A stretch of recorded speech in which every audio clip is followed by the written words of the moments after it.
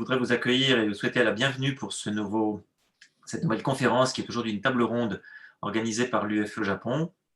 J'en profite le temps de permettre aux retardataires de se connecter pour vous rappeler en quelques mots qu'est-ce que c'est que l'UFE Japon. C'est une association d'utilité publique qui a pour but de venir en aide aux Français qui habitent à l'étranger et dans notre cas particulier au Japon, en organisant des conférences, c'est-à-dire sur des thèmes pratiques, les retraites, la protection sociale, les couvertures maladie, tous les sujets qui concernent la vie pratique des Français, mais également des conférences culturelles, des conférences qui visent à expliquer ce pays dans lequel nous habitons, parce qu'on pense que si on comprend mieux le pays dans lequel on habite, eh bien, ça nous permet d'y agir de façon, je dirais, peut-être plus appropriée ou plus intelligente ou peut-être parfois plus sensible. Et donc, c'est le but de la table ronde de ce soir.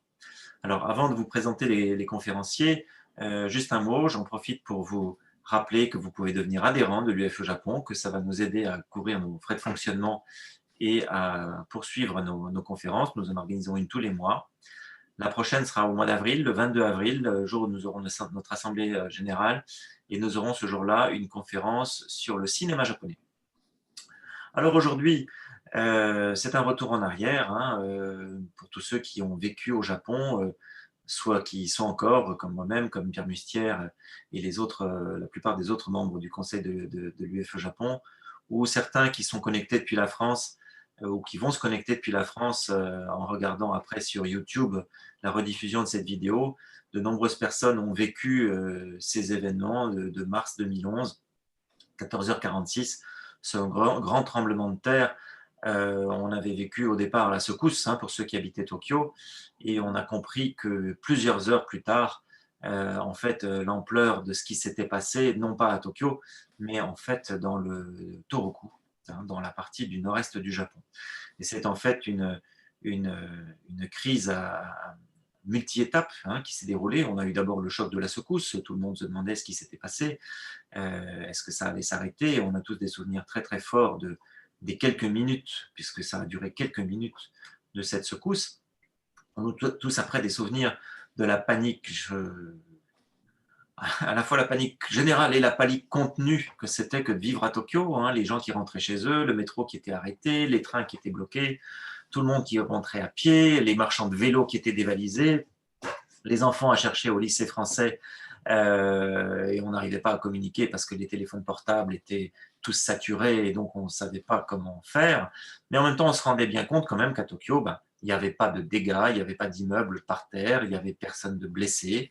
Il y avait quelques faux plafonds qui s'étaient décrochés, il y avait eu quelques frayeurs, tout le monde se disait mais qu'est-ce qui va se passer? Mais en fait, l'ampleur des dégâts, on l'a découvert, et pour ma part, bien plus tard, c'est-à-dire plusieurs heures plus tard, en allumant la télé et en se rendant compte en fait du tsunami, les images du tsunami. Le tremblement de terre a eu lieu à 15h, les images du tsunami elles sont arrivées le soir vers 20h, 22h, 23h, pour ceux qui étaient à l'extérieur, par exemple, en train de chercher leurs enfants à l'école. On a découvert ça que tard dans la soirée. Et puis en fait, il y a eu le troisième choc, et c'était un choc un peu larvé, un choc qui a duré, qui était un espèce de vrai faux choc, qui était la situation à la centrale, où on passait son temps à regarder les images de la centrale. Va-t-elle exploser? Ne va-t-elle pas exploser? Elle a commencé à fumer. Oh, qu'est-ce qui se passe? Les hélicoptères arrosent avec des seaux d'eau. Est-ce que ça va dans le bon sens, tout ça? Et cette situation a duré en fait pendant des jours et des jours, avec des rebondissements que l'on suivait à la télévision, principalement par les chaînes anglo-saxonnes d'ailleurs, je dirais presque d'heure en heure. Et tout ça pour arriver à une situation où finalement ce tremblement de terre était devenu une catastrophe évidemment humaine pour les gens qui étaient morts du tsunami, mais était devenu après une catastrophe à la fois japonaise et presque un peu à conséquence mondiale au niveau de la contamination nucléaire et de la compréhension du danger nucléaire par les différentes populations, au premier lieu desquelles évidemment la japonaise, mais également les populations dans le monde entier. Donc voilà, il nous a semblé important et intéressant aujourd'hui plus que de commémorer cet événement, mais vraiment de prendre un peu de recul. Et pour cela, nous avons fait appel à 3 experts qui sont très complémentaires dans leur domaine. Olivier Évrard qui va ouvrir la discussion, qui est géologue, chercheur au CEVA. Son intervention sera suivie de celle de Cécile Assanou-Mabris, qui est sociologue et urbaniste. Et nous aurons enfin Karine Poupé, journaliste indépendante, qui a été longtemps la correspondante de l'AFP à Tokyo et qui aujourd'hui travaille en freelance pour Libération, Le Point, Radio France. Et donc chacun va intervenir pendant 15 à 20 minutes et nous aurons ensuite une session de questions-réponses où les uns et les autres pourront répondre en fonction de l'angle de réponse qu'ils souhaitent donner aux questions. Voilà. Je n'en dis pas plus et je donne la parole à Olivier Évrard. Merci beaucoup. Bonsoir tout le monde. Alors, le temps de partager mes diapos qui doivent s'afficher normalement. Alors, je vais vous parler de la situation environnementale 10 ans après l'accident nucléaire de Fukushima. Travaux qu'on a menés avec de nombreux collègues au Japon et en France. Mais avant de rentrer dans le vif du sujet, je voudrais juste vous expliquer comment j'en suis arrivé à m'intéresser à ce qui s'était passé au Japon il y a 10 ans. Donc, en fait, je travaille beaucoup sur l'érosion des sols dans les paysages par le biais de l'érosion, par le biais du ruissellement et puis le transfert dans le réseau hydrographique.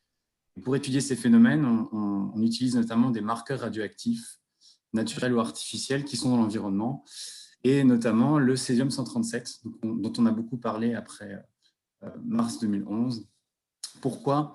Parce qu'en fait, il nous intéresse particulièrement parce que ce césium-137, il a une demi-vie de 30 ans, donc la moitié des atomes se désintègrent après 30 ans, et il est principalement retombé suite aux essais nucléaires atmosphériques des années 60. Donc on sait quand il a été injecté dans l'environnement. Il va ensuite, quand il est rabattu au sol par les pluies et par la neige, se fixer aux argiles, et puis il ne va plus lâcher ces argiles. Et donc, ça nous permet, en analysant le césium-137, de tracer la redistribution finalement de ces particules et des polluants éventuels qu'elles transportent à travers les rivières, à travers les paysages. Alors, rapidement après l'accident, finalement, dès le mois d'avril 2011, on a vu apparaître ce type de carte qui nous donne en fait l'information sur la distribution spatiale du panache de césium, à la fois 134 et 137. Donc, c'est deux isotopes du même élément qui en fait ont les mêmes propriétés. Elles vont se différencier par leur demi-vie, c'est-à-dire que le césium-134, il va se désintégrer plus vite, sa demi-vie c'est de 2 ans, que le 137, dont la demi-vie est donc de 30 ans. Donc on a ce panache qui en fait s'étend au nord-ouest de la centrale de Fukushima Daiichi au bord de l'océan. Donc ces relevés aéroportés ont été assez rapidement disponibles. Et donc là, dans le reste de l'intervention, je vais me focaliser sur ces dépôts de césium 134 et 137, avec un focus même sur le 137.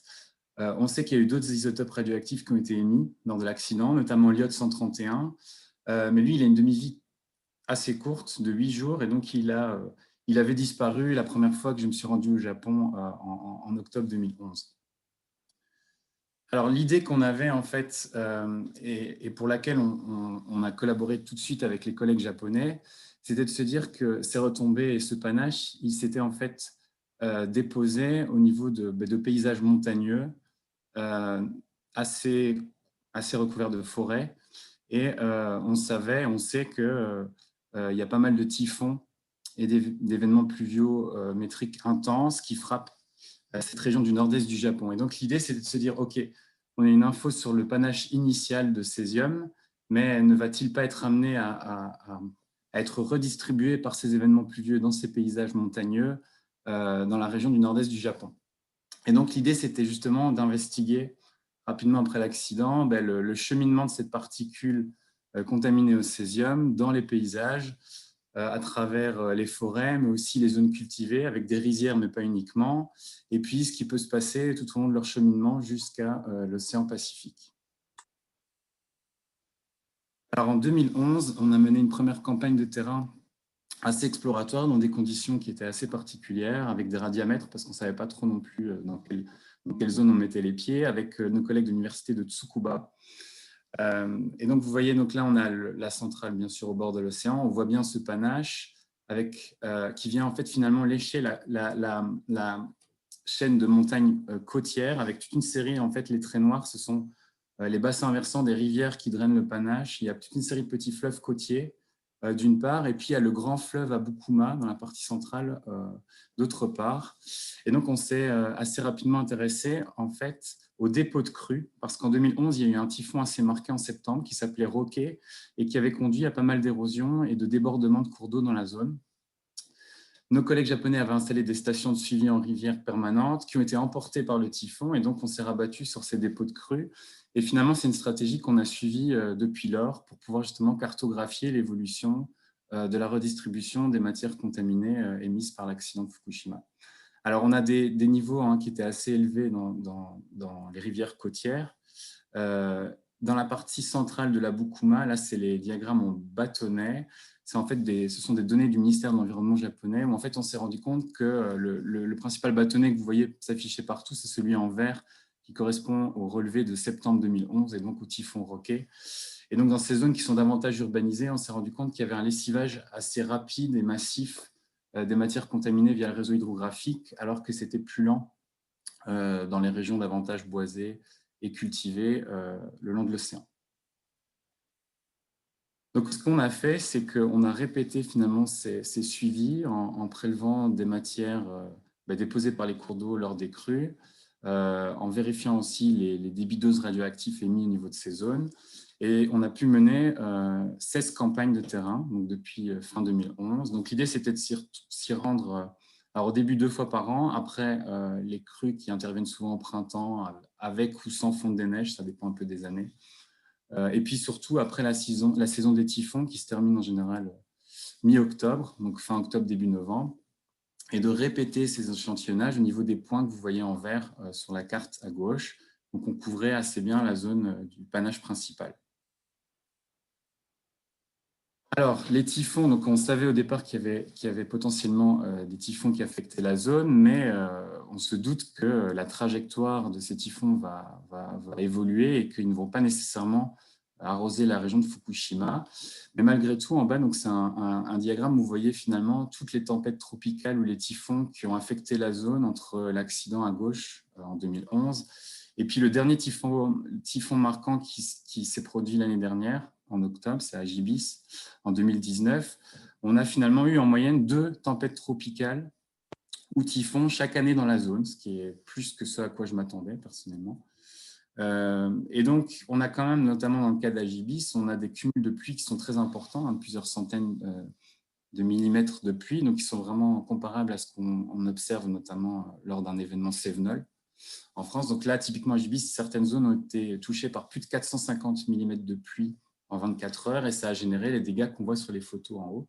Donc c'est vraiment des événements massifs et il y a eu 3 vraiment périodes de typhons massifs depuis 2011. Roké, on en a parlé dès 2011, Etao en 2015 et puis Agibis en 2019. Donc ça va évidemment être l'événement déclenchant ces phénomènes d'érosion et de transfert via les rivières. Alors, si on regarde cette fois, justement, dans tous ces dépôts qu'on a prélevés 1 à 2 fois par an depuis 2011, les concentrations en césium-137 dans ces dépôts de crues. Donc, vous avez l'évolution au cours du temps. Vous voyez qu'il y a pas mal d'hétérogénéité, ce qui est assez logique parce que le panache en lui-même, les panaches de dépôts radioactifs au sol étaient hétérogènes. Donc, c'est normal qu'on retrouve cette hétérogénéité dans les dépôts de crues. Mais on voit quand même très nettement qu'au-delà de 2015, on a une baisse très forte de ces niveaux. Et puis, vous voyez, donc, il y a deux droites en pointillé, une en vert et une en bleu. En bleu, finalement, je représente le bruit de fond en césium-137 qu'on retrouve dans les sols du Japon suite aux retombées des essais nucléaires des années 60. Donc, vous voyez qu'on n'est pas retourné au bruit de fond, mais que néanmoins, on s'en rapproche quand on compare les niveaux initiaux observés en 2011 et ceux qu'on observe en 2020. Et bien souvent maintenant, on se trouve aussi en dessous de la ligne en pointillé vert qui correspond en fait au seuil de 8000 becquerels par kilo, qui est en fait la limite au Japon pour devoir enfouir ces déchets dans une décharge particulière équipée pour justement enfouir des déchets dits radioactifs, des matières radioactives. Donc on voit que maintenant on est souvent en dessous de ce seuil. Alors la question, c'est évidemment de comprendre ce qui s'est passé et ce qui explique cette baisse rapide des niveaux de contamination. En fait, il y a plusieurs causes. Il y a évidemment, on en a parlé, les typhons qui vont éroder et exporter vers le Pacifique ces matières contaminées. Il y a aussi des glissements de terrain, des effondrements de berges qui sont assez fréquents, notamment quand il y a des typhons qui vont déstabiliser les versants. Et en fait, en déstabilisant les versants, ils vont éroder pas mal de matière en profondeur dans le sol. Et ces matières situées en profondeur dans le sol, elles n'étaient pas exposées aux retombées radioactives initiales. Et donc finalement, cette matière qui n'est pas contaminée en césium va venir diluer le signal, le marquage en césium des matières de surface qui viennent vraiment se concentrer dans les quelques centimètres supérieurs du sol. Donc ça peut expliquer en partie cette baisse. Et puis évidemment, la politique de décontamination, dont je vais parler un peu plus en détail dans un instant, où là, évidemment, en venant décaper la partie supérieure des sols contaminés en césium, on vient quelque part tarir la source, ou en tout cas une des sources de ces matières contaminées. Alors, en termes de décontamination des sols, on en a beaucoup parlé récemment, puisque une phase de ce programme de décontamination s'est terminée en 2019.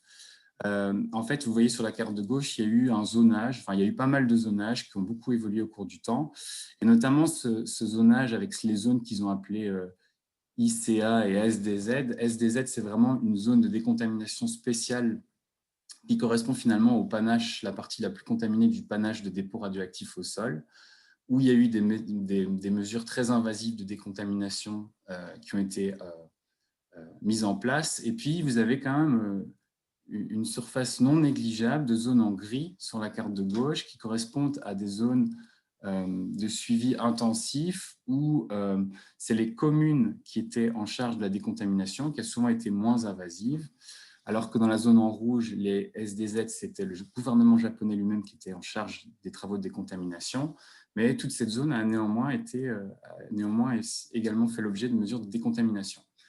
Et puis, il reste, et on le voit sur la carte de droite, cette ligne en rouge, elle vient délimiter ce qu'on appelle la zone difficile au retour, ou zone interdite, qui est donc la zone la plus contaminée, la plus proche de la centrale, et qui, à ce jour, n'a pas été décontaminée. Et a priori, vu les décisions prises par les autorités japonaises l'été dernier, elles ne le seront pas, alors qu'elles devraient être ouvertes progressivement aux habitants à partir on parle de 2023. Donc, dans cette zone de décontamination spéciale, qu'est-ce qui a été fait? Je disais que c'était invasif parce qu'en fait, ce qu'ils ont fait, c'est carrément décaper la couche supérieure du sol sur 5 cm. Alors, ça correspond bien au relevé qu'on a quand on a fait des profils de contamination dans le sol. Elle est bien contaminée. C'est bien cette zone-là qui est contaminée. Ça s'explique justement parce que les argiles vont vraiment fixer le césium quand ils se déposent. Donc, ils ont décapé tout ça après avoir coupé la végétation qui avait repris ses droits après l'évacuation de la zone, et pour ne pas laisser ces sols sans nouvelle couverture et que c'était compliqué d'apporter des millions de mètres cubes de terre saine sur site, ce qu'ils ont souvent fait, c'est ouvert des carrières, comme on le voit sur la photo en bas à gauche. Et ce qu'on trouve sous les dépôts en fait, de cendres volcaniques où les sols se sont développés, dans cette zone-là, on trouve du granit. Et d'ailleurs, ça ressort très, très fort. Ils ont une couleur très différente des sols noirs formés sur les dépôts de cendres, qui est jaunâtre. Ils sont venus saupoudrer ce granit concassé sur les parcelles, comme on le voit à droite, ce qui pose d'ailleurs pas mal de questions en termes de fertilité. Et puis, tous les sols décapés ont été, dans un premier temps, stockés dans ces big bags qu'on a vus à travers les paysages, qui ont ensuite été regroupés à proximité du site de la centrale à Okuma et à Futaba. Donc, on observe forcément en faisant ça, on baisse le niveau de césium dans les sols cultivés, de l'ordre de 80%. Il y a 9000 km² qui ont été, la surface qui correspond à celle de la Corse qui ont été traités. Alors, à des degrés divers, c'est surtout 1100 km² où il y a vraiment eu un décapage réel. Ça a généré 20 millions de mètres cubes de déchets pour un coût de 24 milliards d'euros. Et donc, comme je le disais, ces matières sont censées être stockées à Futaba et à Okuma jusqu'en 2045. Donc, on a décontaminé les sols cultivés et les zones résidentielles. Donc, dans les jardins et les zones résidentielles des villages concernés, il y a eu le même type de décontamination, mais tout n'a pas été décontaminé, à la fois parce qu'il y a eu du transport par érosion, je le disais, donc des dépôts de matières contaminées dans les barrages, qui sont souvent utilisés pour l'irrigation, aussi pour la pêche, typiquement, enfin, avant l'accident en tout cas. Et puis les forêts, qui, je le disais, couvrent les 3/4 de la surface. Donc au niveau des forêts, ce qui a été fait, on le voit bien sur la photo de droite, c'est notamment ça a été débroussaillé, on a coupé les branches et on a décontaminé dans un rayon de 20 mètres autour des habitations, mais c'est tout. et autour des routes aussi. Le long des routes, ça a été le même type de politique. Alors, il y a plusieurs barrages, hein, donc je vous ai montré là, c'est le Manodam, mais il y en a d'autres dans la région où si on fait ce qu'on appelle une carotte sédimentaire, donc on va faire un mini forage et on peut analyser les niveaux de césium dans ce mini forage et on retrouve bien le pic de césium lié aux retombées juste après l'accident. Ça nous permet aussi de reconstruire ce qui s'est passé dans le paysage depuis 2011. Parce qu'en fait, ce qui nous intéresse, c'est de pouvoir prouver l'origine de ces matières contaminées qui se déposent dans les barrages. Et pour ça, on développe au laboratoire des techniques qu'on appelle de traçage sédimentaire, où on va mesurer les propriétés dans les sources potentielles. Donc ici, ce qui nous intéressait, c'était la part des forêts, la part des zones cultivées et la part des glissements de terrain. On les mesure dans les sources potentielles et dans les sédiments, et puis on reconstitue le mélange dont les sédiments sont formés. Donc à Fukushima, on a utilisé plein de propriétés différentes, la géochimie, parce qu'il y a des types de sols différents, leurs couleurs, on a vu notamment avec le granit qui était de couleurs différentes.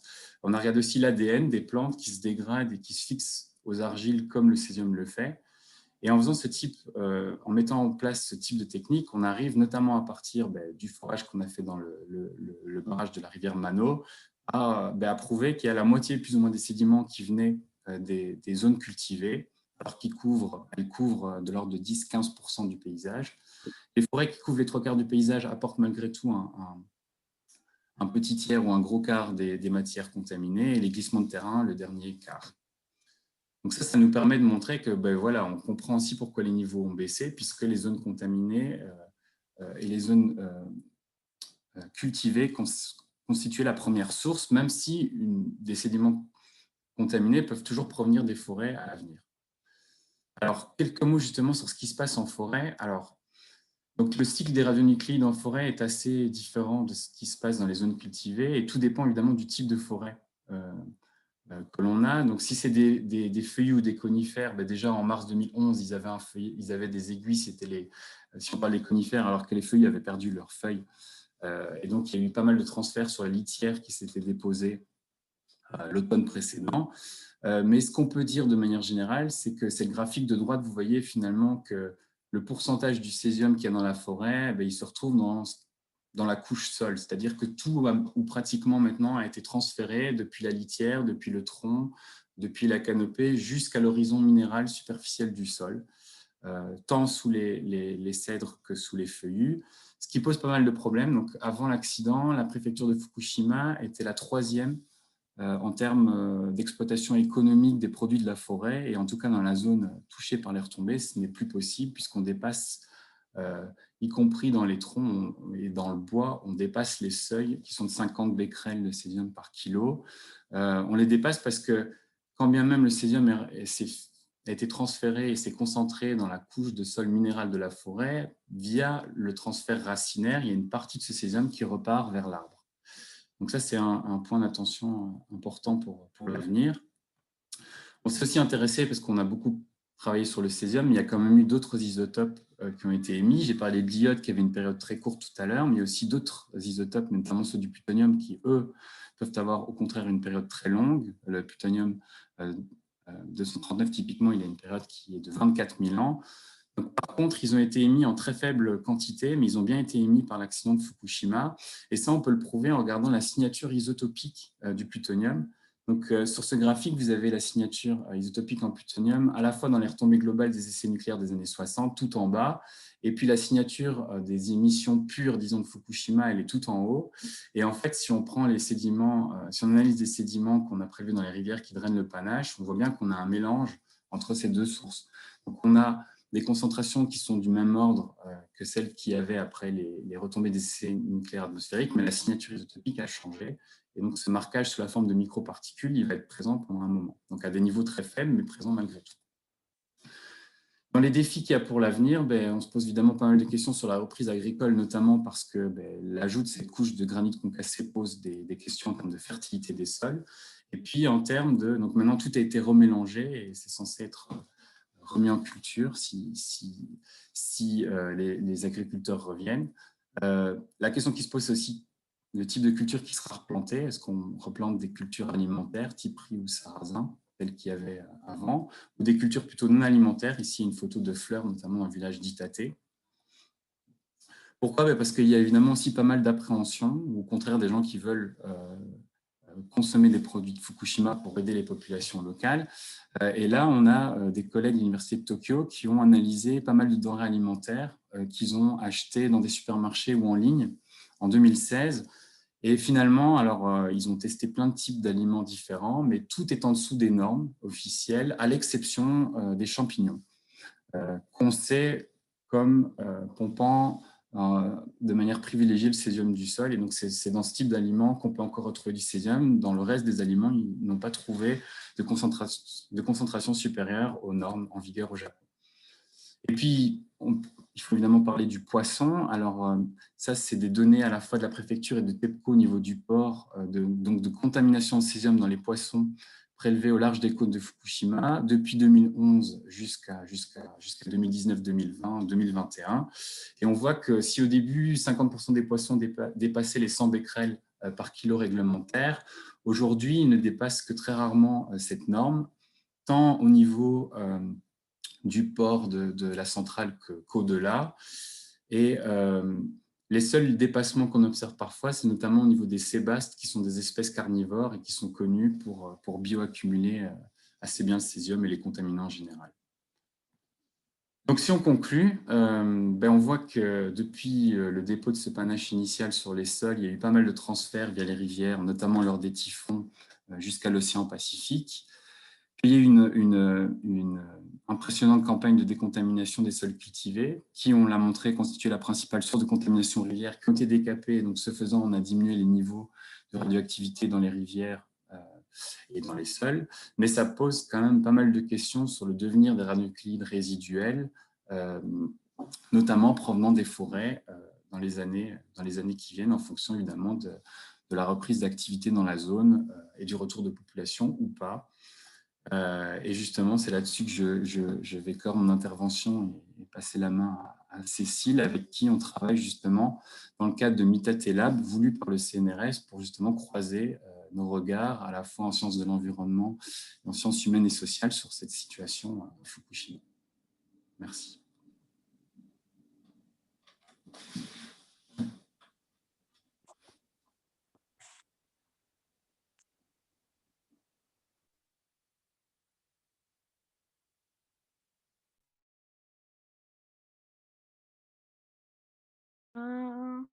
Voilà, vous m'entendez? Ça fonctionne. Bon, bonjour à tous.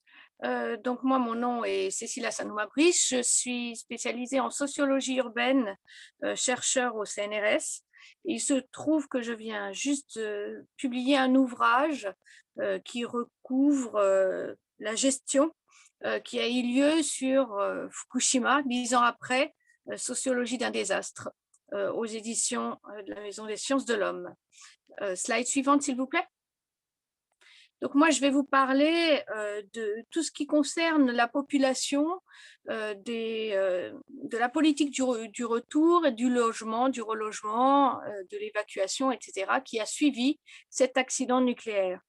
Donc, dans un premier temps, juste pour remettre les choses en place, je voudrais vous remontrer cette carte qui est une carte du ministère de la Recherche japonais, qui montre bien qu'au début, la contamination descendait bien jusqu'à certains endroits comme le nord de Chiba, Tsukuba ou bien à l'ouest de Tokyo, et que donc le flambeau de la flamme de contamination était assez s'est penché un petit peu bien plus largement qu'on a pu pouvoir le dire parfois. Slide suivante. Ça, c'est une slide qui vous montre un petit peu de géographie sur Fukushima. Pour remettre les choses en place, Fukushima, c'est un département, mais c'est aussi une ville. Donc, quand on parle de Fukushima, des fois, il y a un petit peu confusion. Donc, ça, c'est tout le département de Fukushima qui est donc divisé en 3 zones principales.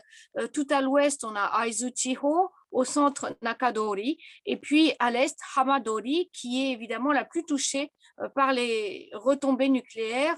Alors que vous voyez là, je pense que si vous appuyez une nouvelle fois sur cette slide, ça devrait bouger. Voilà, la centrale est le point rouge plus dense, et l'autre, c'est vraiment une évaluation aux appâts, comme on dit par chez nous, très large de la situation. Slide suivante. Ça, c'est une slide pour vous annoncer un petit peu la couleur. J'espère que ma présentation ne va pas être trop confuse, mais même si je m'intéresse principalement en fait au relogement des populations, quand on traite un accident comme aussi complexe que celui de Fukushima, on est obligé, on est contraint à la fois de considérer les données épidémiologiques, le risque de la communication sur le risque, les données physiques, les données environnementales, mais aussi évidemment les données psychologiques dans le suivi social des réfugiés. Slide suivante. Alors, enfin, mon entrée en matière dans l'ouvrage que je viens de publier, c'est en fait de voir comment il y a une violence structurelle à la gestion de l'accident nucléaire de Fukushima.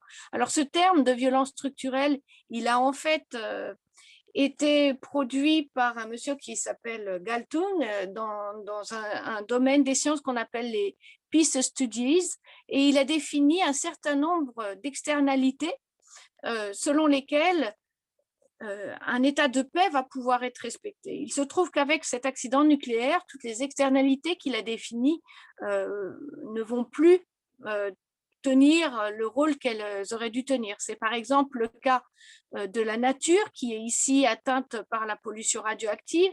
C'est le cas de la personne qui, dans ce contexte de catastrophe, est privée de la satisfaction de ses besoins fondamentaux. C'est également le social qui est bousculé, puisqu'on observe la production de situations de vulnérabilité, d'exclusion, de privation des relations sociales courantes. Mais c'est également l'espace et le rapport au monde, via à la fois les intérêts économiques et militaires internationaux et globaux, qui limitent les possibilités de communication et gênent de fait les solidarités qui ont lieu simultanément à un moment donné, ponctuellement. C'est aussi le temps, le déroulement du temps, l'histoire et donc le passé, mais également le futur, qui avec une durabilité, une soutenabilité réduite par la permanence de la contamination, qui altère les solidarités et qui s'échelonne au cours du temps. Et puis enfin la culture, puisque comme vous le savez certainement pour ceux qui vivent ici en tous les cas, dans le cas japonais, en l'occurrence c'est la culture shinto, dont l'empereur est l'incarnation et qui est un pilier de la culture japonaise, une religion qui est polythéiste et animiste, et elle place en l'occurrence la nature au centre de ses croyances. Et aussi de ce point de vue, donc la souillure environnementale engendrée par la catastrophe nucléaire a été une atteinte fondamentale à la culture, mêlée de blasphème et perçue comme inacceptable. Slide suivante. Alors, ces violences structurelles, comment s'expriment-elles? Eh bien, elles vont s'exprimer tout d'abord par la nature de l'accident lui-même, et puis tout de suite après par la violence de l'évacuation. Comme il a été un petit peu décrit déjà en introduction, le moment de panique, en fait, on l'a tous vécu ici, moi aussi, mais il se trouve que quelqu'un qui aurait dû devoir avoir la main sur la chose, c'est-à-dire le Premier ministre, Naoto Kan, au moment des faits, était dans une situation un peu proche de la nôtre, et il y a eu un moment de flou qui a généré beaucoup de contradictions et de problèmes dans la gestion du début de la catastrophe. Donc, il se trouve par exemple qu'il y a eu, le Premier ministre au moment des faits a été confronté à une décision assez lourde à prendre, où il s'est demandé, enfin, c'est lui qui me l'a rapporté en février dernier lorsque je l'ai interviewé, s'il devait ou non évacuer tout le nord du Japon, donc plus de 51 millions d'habitants, puisque c'était en fait une des expertises qui lui avait été donnée. Et lui ne savait pas le faire, quoi. On ne sait pas évacuer 51 millions d'habitants, sachant en plus que ça aurait généré des mouvements de panique absolument insoutenables qui peut-être même auraient été plus désastreux que la catastrophe elle-même. Donc il fallait procéder autrement. Et il a pris le contre-pied en faisant la chose inverse, c'est-à-dire en fixant les populations pour pas qu'il y ait de vagues de personnes qui fuient. Et il a donc décidé de faire des zones d'évacuation petit à petit. Et ça a été assez désastreux puisqu'il a tracé d'abord une zone de 10 km, donc les gens sont partis, puis une zone de 20 km. Et là, ceux qui étaient partis dans les 10 km, souvent chez des amis à proximité, ça veut dire dans la zone de 20 km, en fait, ont dû fuir de nouveau pour aller plus loin. Et donc, cette évacuation en cascade a fait que parfois les gens ont dû déménager 3, 4, 5 fois en vraiment un court laps de temps, puisque en fait à chaque moment où il décidait de l'évacuation d'une zone, il envoyait les blindés pour que les gens ne bougent pas dans un certain laps de temps. Donc, c'est les directives contradictoires que j'exprime ensuite. Donc, il envoyait les blindés pour que, par exemple, les populations de Futaba restent chez elles. Et au même moment, ces populations voyaient les ouvriers de TEPCO parce que le directeur de la centrale, Yoshida, lui, avait donné comme ordre à ses ouvriers de fuir parce qu'il sentait qu'il n'arrivait plus à tenir la centrale nucléaire. Et les informations, par contre, n'arrivaient pas au même moment au gouvernement qui, lui, envoyait d'autres informations pour fixer la population. Donc, bref, un moment de panique qui a été assez dramatique, en fait. Et puis, un moment de réajustement de la zone qui a pris 1 mois et demi, 2 mois. Donc, c'est long hein, quand on est dans ce type de situation.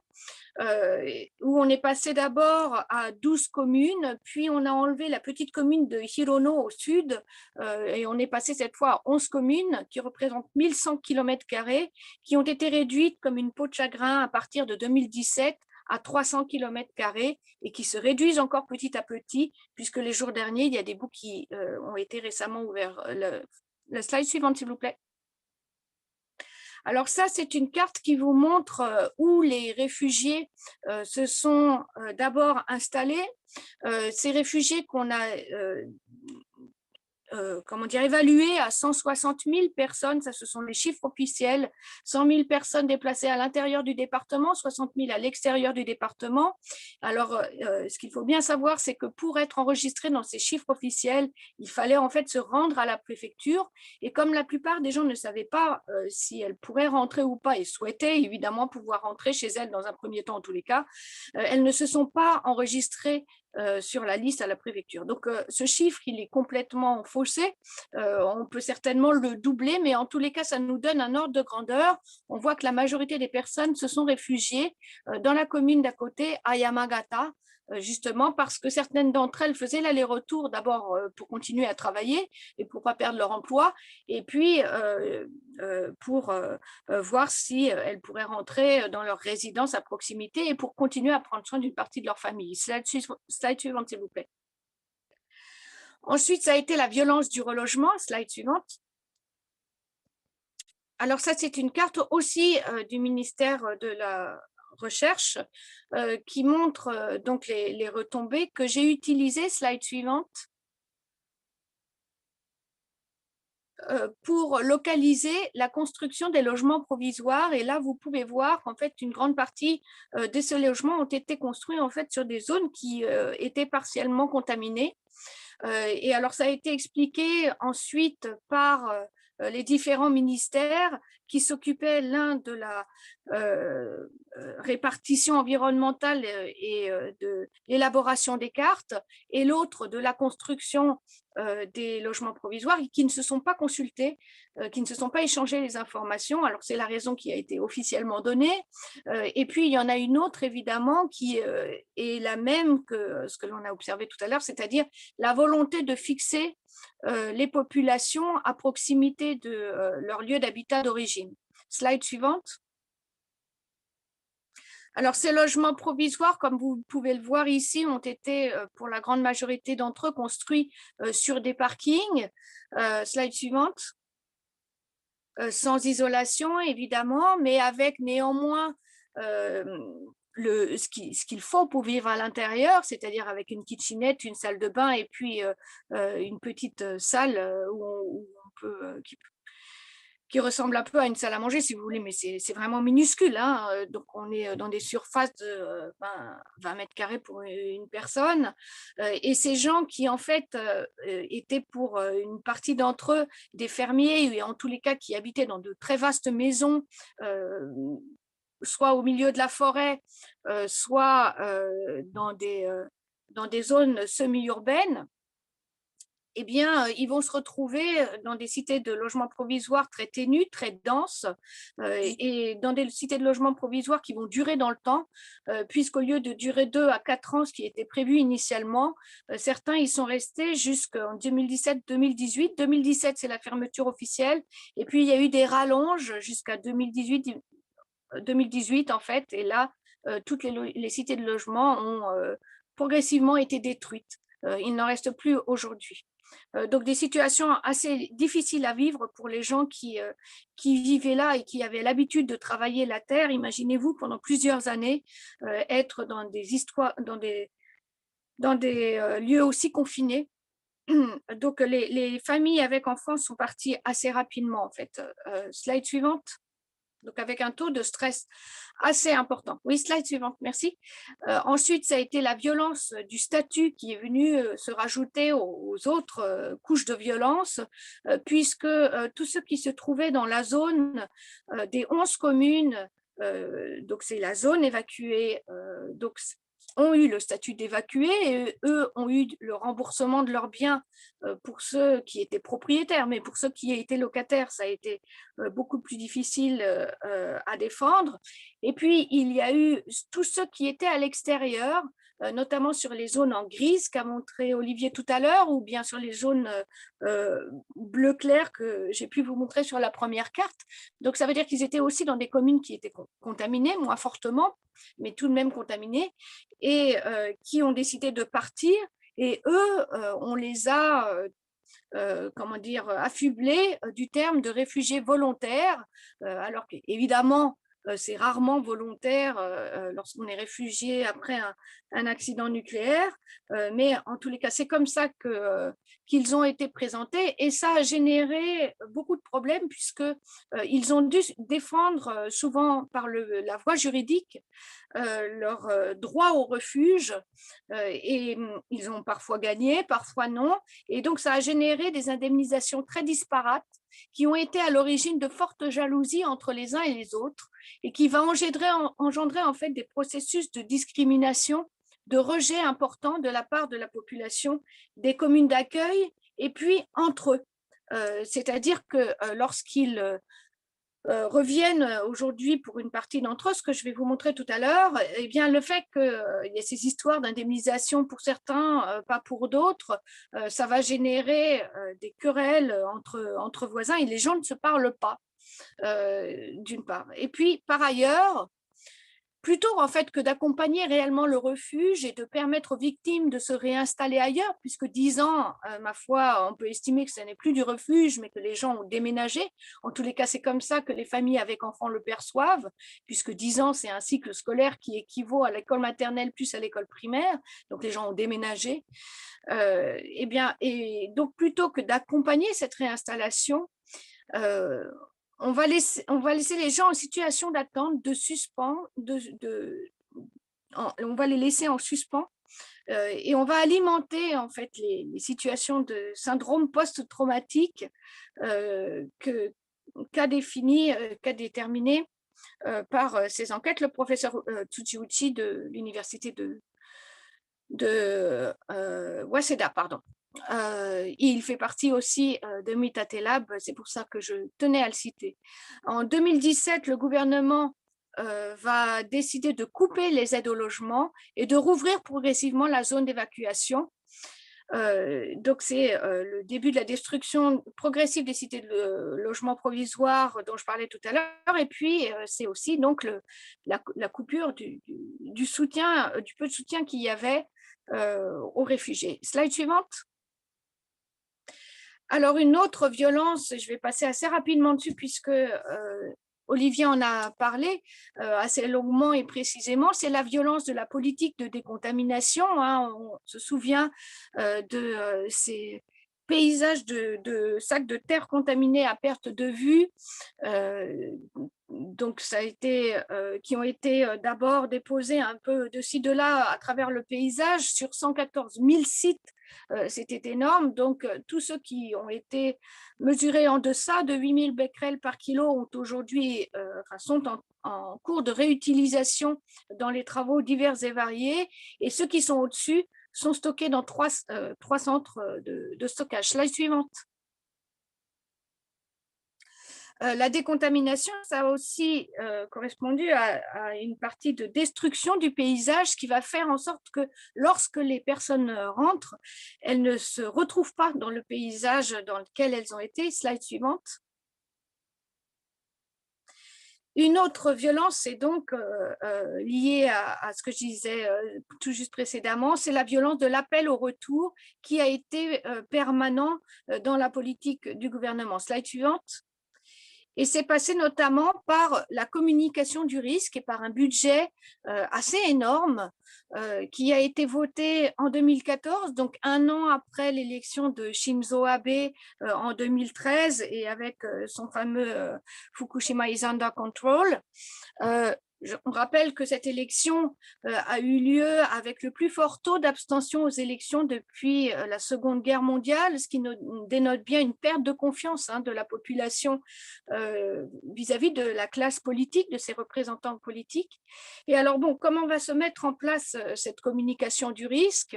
Eh bien, en fait, les agences de gestion de l'accident vont partir du principe que les populations ne rentrent pas parce qu'elles seraient en quelque sorte radiophobiques et vont donc mettre en place une forme d'éducation à la radioactivité. Alors, ça va passer par 4 méthodes principales.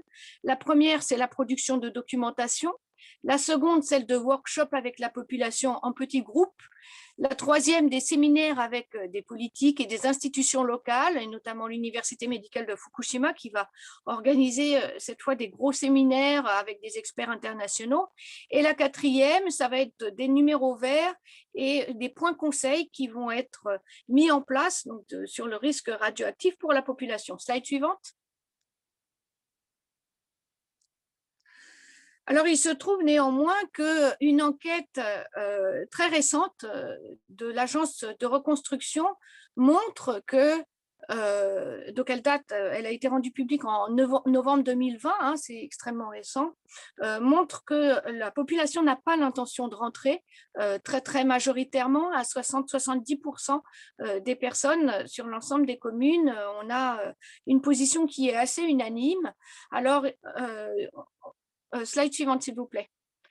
Donc aujourd'hui, néanmoins, donc le gouvernement a continué à prôner une politique de résilience qui est fort critiquable.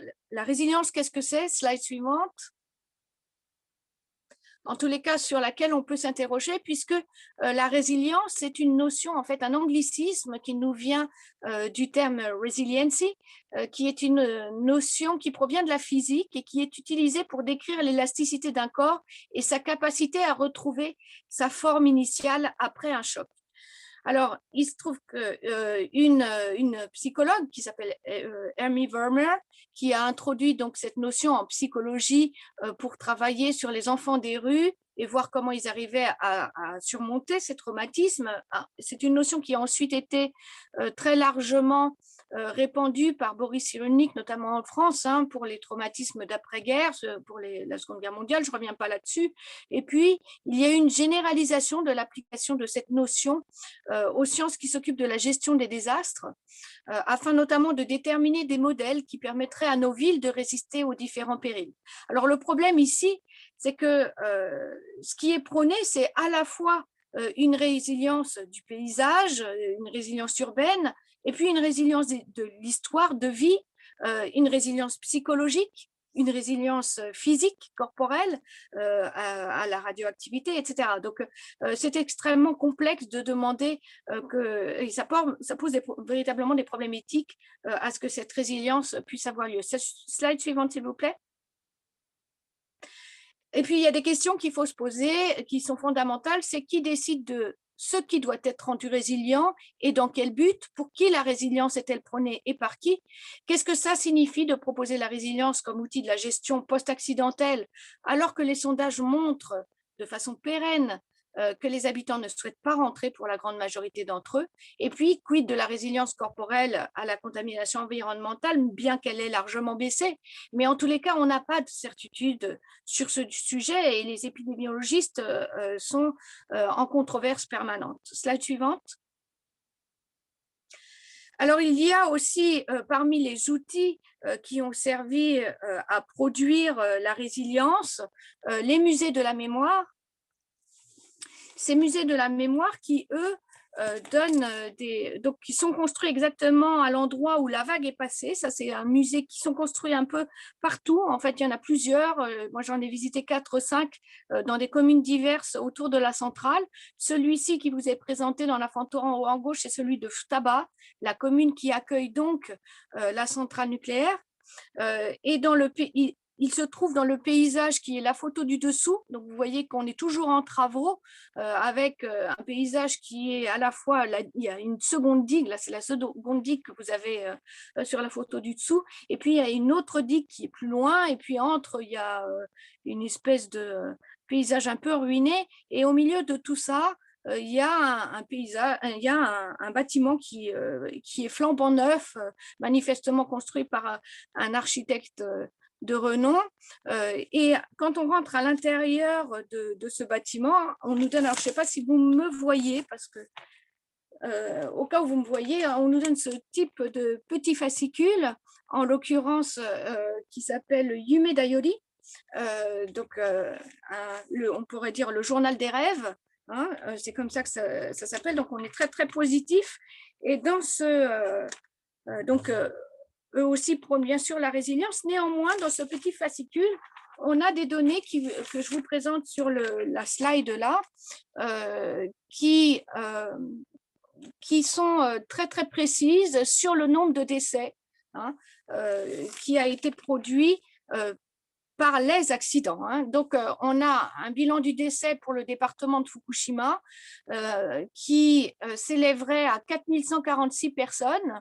Et puis, on nous explique, entre parenthèses, que parmi eux, 2316 personnes ne sont pas mortes du désastre naturel, mais de maladie ou de fatigue, ou en tous les cas, ce n'est pas lié au tremblement de terre ni au tsunami.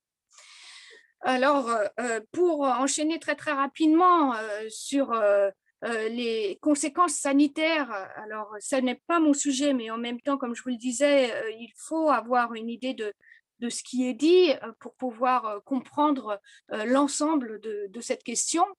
Pour ce qui est des cancers de la thyroïde, en juin 2020, la commission sanitaire annonçait plus de 200 enfants de moins de 18 ans opérés d'un cancer de la thyroïde, tout en annonçant simultanément que c'était sans rapport avec l'accident nucléaire et que c'était en raison d'un surdiagnostic dû à un screening systématique des populations et à la performance de l'outillage qui est toujours meilleur. Alors ça, ce sont leurs arguments. Il y a d'autres épidémiologistes qui contestent ces arguments. Bref, il y a controverse autour de ces questions, comme il y avait controverse à Tchernobyl, parce que ce sont des questions extrêmement épineuses. Hein. Même chose pour les suicides. Alors là, on a une étude qui nous montre qu'il y a eu un pic de suicides en 2013 et puis petit à petit, ça a baissé. Pour les cas de PTSD, je ne reviens pas là-dessus, j'en ai beaucoup parlé avec l'étude de Tucci qui nous montre 60% de syndrome post-traumatique parmi les réfugiés, et puis un nombre de morts en solitaire dont on parle, mais pour lequel on n'a pas d'évaluation précise. La slide suivante, s'il vous plaît. Ensuite, c'est la violence du retour, cette fois que j'aimerais vous présenter pour terminer. C'est donc la réouverture progressive de l'ancienne zone évacuée. Slide suivante. Donc, je vous montre l'évolution du rétrécissement, un peu comme une peau de chagrin, d'année en année de la zone d'évacuation où on grignote petit à petit et à chaque fois qu'on réouvre une de ces communes, eh bien, on suspend les aides au refuge des personnes qui habitaient ces communes. C'est ce que ça veut dire. Donc, évidemment, elles ont reçu le remboursement de leurs biens, mais en même temps, on leur permettait de vivre gratuitement ailleurs, par exemple dans des logements du parc privé, Kariag et Jutako, ça s'appelle, où le gouvernement pouvait assumer leur loyer, ou bien dans les logements provisoires. Et donc, à chaque fois que leur commune rouvre, eh bien, tout ça, ça ne va plus être possible, ça va être coupé. Slide suivante. Donc, ça se réduit comme une peau de chagrin jusqu'à à peu près aux 300 km² que j'évoquais tout à l'heure. Slide suivante. Et petit à petit, on va rouvrir également les communications. Donc là, ce qui vous est montré, ce sont les 3 gares qui appartiennent aux 3 communes adjacentes à la centrale nucléaire, Futaba, Namiye, Okuba. Pardon. Et donc, ces 3 gares vont être les 3 premières gares du Japon à ne pas avoir de personnel, d'une part parce que les taux de contamination restent assez élevés malgré une décontamination qui est assez permanente dans ces coins-là, mais aussi parce qu'il n'y a plus d'habitants et que ça ne justifie donc pas qu'on y laisse du personnel. Slide suivante.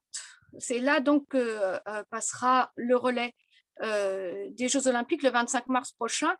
Ça, ce sont des zones de reconstruction prioritaire qui ont été déterminées dans le flambeau très rouge que vous montrez, Olivier, tout à l'heure, dans les zones les plus contaminées, en fait, où on va créer des zones de reconstruction prioritaire. Donc, je vais vous montrer ce que ça donne dans une des slides suivantes. Slide suivante, s'il vous plaît. Ça, c'est une carte qui vous montre qu'en fait, il y a un très faible taux de retour, 0% à Futaba, Okuma 6%, Tomioka 10%. Alors, pour les communes qui sont alentours et qui, comme Kawauchi par exemple, ont des très fort taux en proportion relative de retour. Il se trouve que donc, encore une fois, c'est une commune au pourtour. Il n'y a qu'une petite partie de la commune qui était prise dans la zone d'évacuation. Et il se trouve que c'est de la campagne et que donc ça représente en chiffres absolus très, très peu de monde en fait. Slide suivante. Donc, pour vous donner un ordre de grandeur, même pour le village d'Itate qui se trouve au nord, à 40 km au nord-est, donc pas en bord de côte, mais plus dans la montagne au nord-est de la centrale, on avait 6500 à 7000 habitants avant 2011 et aujourd'hui, on oscille entre 1700 et 2000 habitants et la population ne rentre pas alors que le village est réouvert depuis 2017. Alors ça, ce sont des slides qui vont vous montrer Tomioka, la ville de Tomioka, donc juste à côté de la centrale, en bord de côte, avant-après. Donc là, c'est l'avant, enfin c'est l'après l'accident, mais c'est le tout de suite après accident. Donc la photo qui est tout à gauche, c'est la gare de Tomioka. Tout de suite derrière, vous avez la mer, on ne la voit pas bien, mais on la voit quand on y est. Et puis, ce que je voulais montrer, donc la seconde photo à droite de la gare, vous voyez un sanglier qui se balade dans les rues, donc j'y suis allée en 2012 et puis en 2013.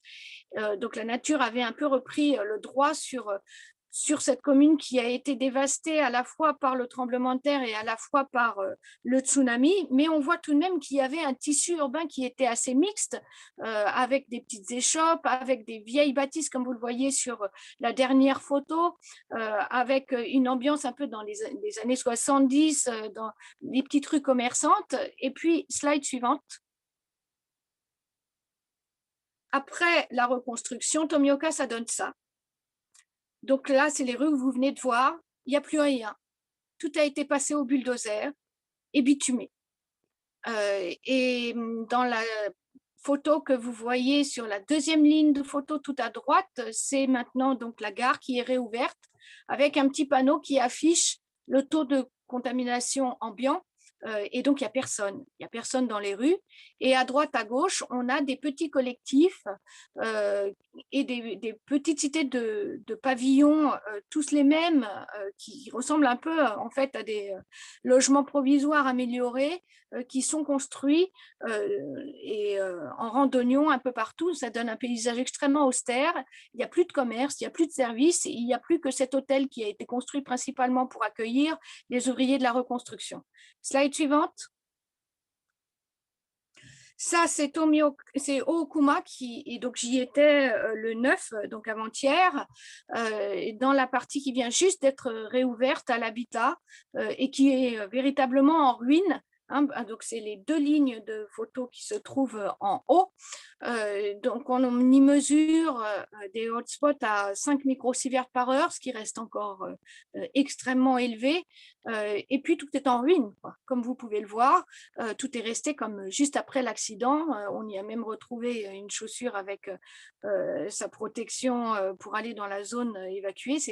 C'est très, très bouleversant comme paysage. Et puis, à quelques kilomètres de ça, dans la même commune, c'est des communes de campagne, elles sont très très larges, eh bien, on trouve là un bout de ces zones d'urbanisation prioritaire que je vous décrivais tout à l'heure. Donc, c'est les photos qui se trouvent en bas. Et alors là, tout a été comment dire, recouvert, tous les sols sont artificialisés. Hein, et puis, on y a fait un champ de pavillonnaires Sekisui. Et dans ce village, on a relogé 200 personnes, c'est-à-dire que ces 200 personnes vivaient dans des logements provisoires pendant 8 ans. Et on leur a dit, il faut sortir, voici ce qu'on vous propose comme logement. Il y a eu un tirage au sort, certains sont allés dans les petits collectifs de Tomioka, que je montrais tout à l'heure, et d'autres ont eu ces logements, alors qu'ils sont très peu chers, mais quand même, ils doivent payer le loyer, hein, qui est équivalent à 25 000 yens par mois. Et les gens qui vivent là, comme je le précisais tout à l'heure, en fait, ne se parlent pas entre eux parce que souvent il y a des querelles de voisinage dues à leur aux différenciations d'indemnisation que j'évoquais tout à l'heure. Et donc, les personnes ne se parlent. Il n'y a pas d'événement particulier pour faire en sorte qu'ils se réunissent, hormis lorsqu'ils sont appelés par le maire de la commune. Donc, il y a une petite mairie qui a été construite juste à côté de ce lotissement. Pour qu'on leur fasse une séance d'éducation sur l'acceptation au relâchement des eaux dans la mer. C'est ce que nous a dit en tous les cas, nous ont dit ces habitants qui sont sur la photo en bas à droite et qui vivent là depuis 2 ans. Slide suivante. Donc, pour finir, le problème de la politique du retour, en fait, c'est qu'elle a semé le doute sur la nécessité du refuge, engendrant des attitudes de violence et de rejet, de discrimination de la part de certaines personnes dans les communes d'accueil, faisant passer les réfugiés d'un statut de victime à un statut d'assistés sociaux, ce que je vous ai décrit précédemment dans le détail. Et donc, la mise en place tardive et très irrégulière des subventions accordées aux personnes évacuées en ont fait la cible de jalousie et ont généré des désaccords entre les réfugiés, alimentant des processus d'exclusion et d'affrontement plutôt que de faciliter leur insertion au lieu de refuge. Et ces querelles continuent donc au lieu de retour cette fois-ci. Cette politique a également contraint à rentrer toute une partie de la population qui ne le souhaitait pas et qui est parfois atteinte de la PTSD, de syndrome post-traumatique, et il s'agit souvent des plus vulnérables économiquement. La dernière slide. Je vous remercie de votre attention. Arigatou gozaimashita. Je vous remercie, j'ai fini.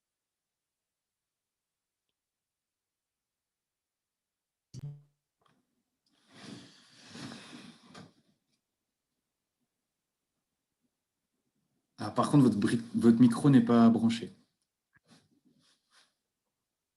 On ne vous entend pas. C'est bon, voilà. Donc oui, ce que je vous disais, c'est qu'on attendait Karine, mais Karine Poupé-Nishimura est retenue, et donc elle va nous rejoindre un peu plus tard.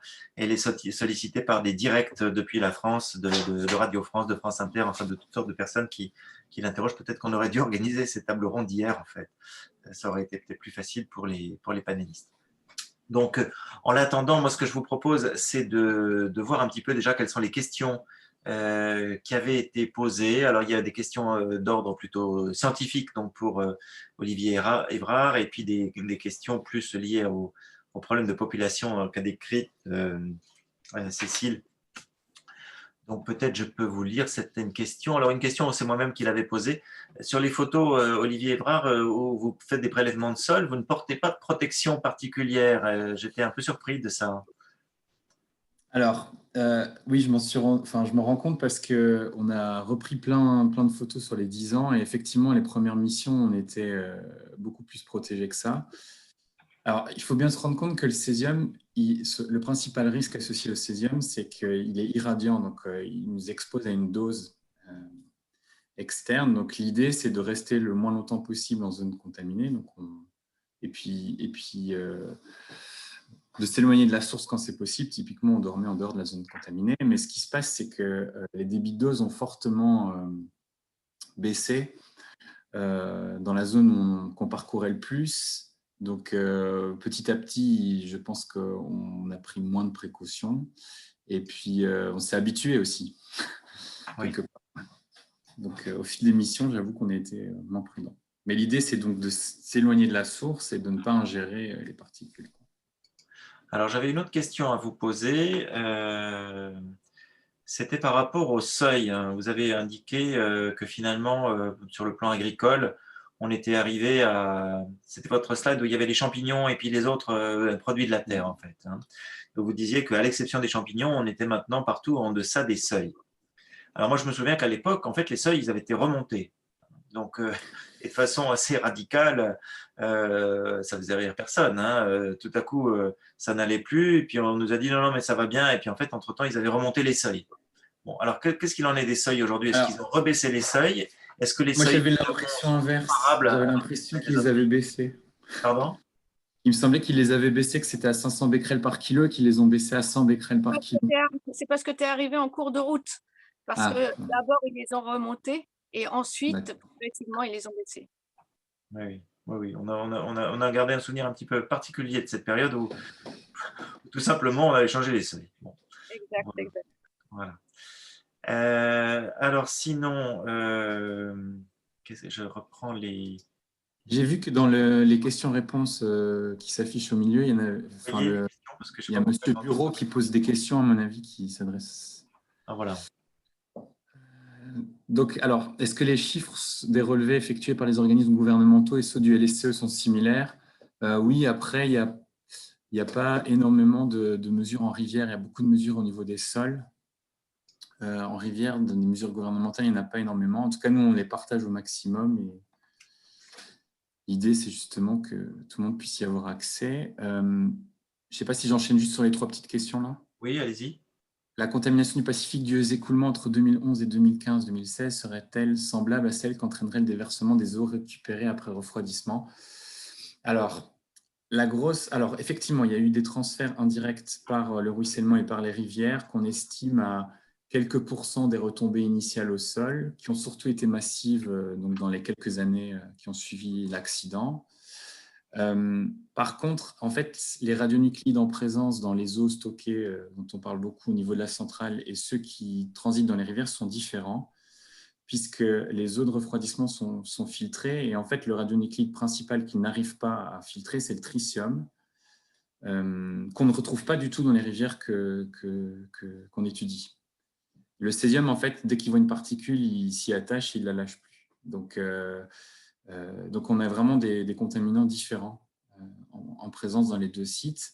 Et puis, si j'enchaîne sur la troisième, sur le slide du barrage, où la carotte montre que le pic est en dessous de 5 cm, plutôt à 10-15 cm, tout à fait, puisque là, en fait, c'est des couches de dépôts successives. Il y a eu érosion, transfert par les rivières, et puis dépôt dans le lac réservoir. Et donc là, le pic, il est en profondeur et pas en surface. Alors, une question, mais ça, je ne sais pas si vous êtes compétent pour répondre là-dessus. Peut-on savoir où en est la centrale actuellement? C'est peut-être pas votre domaine. Ça, c'était l'intervention de Karine, justement. Ah voilà, ben, on va garder ça pour quand elle nous rejoindra.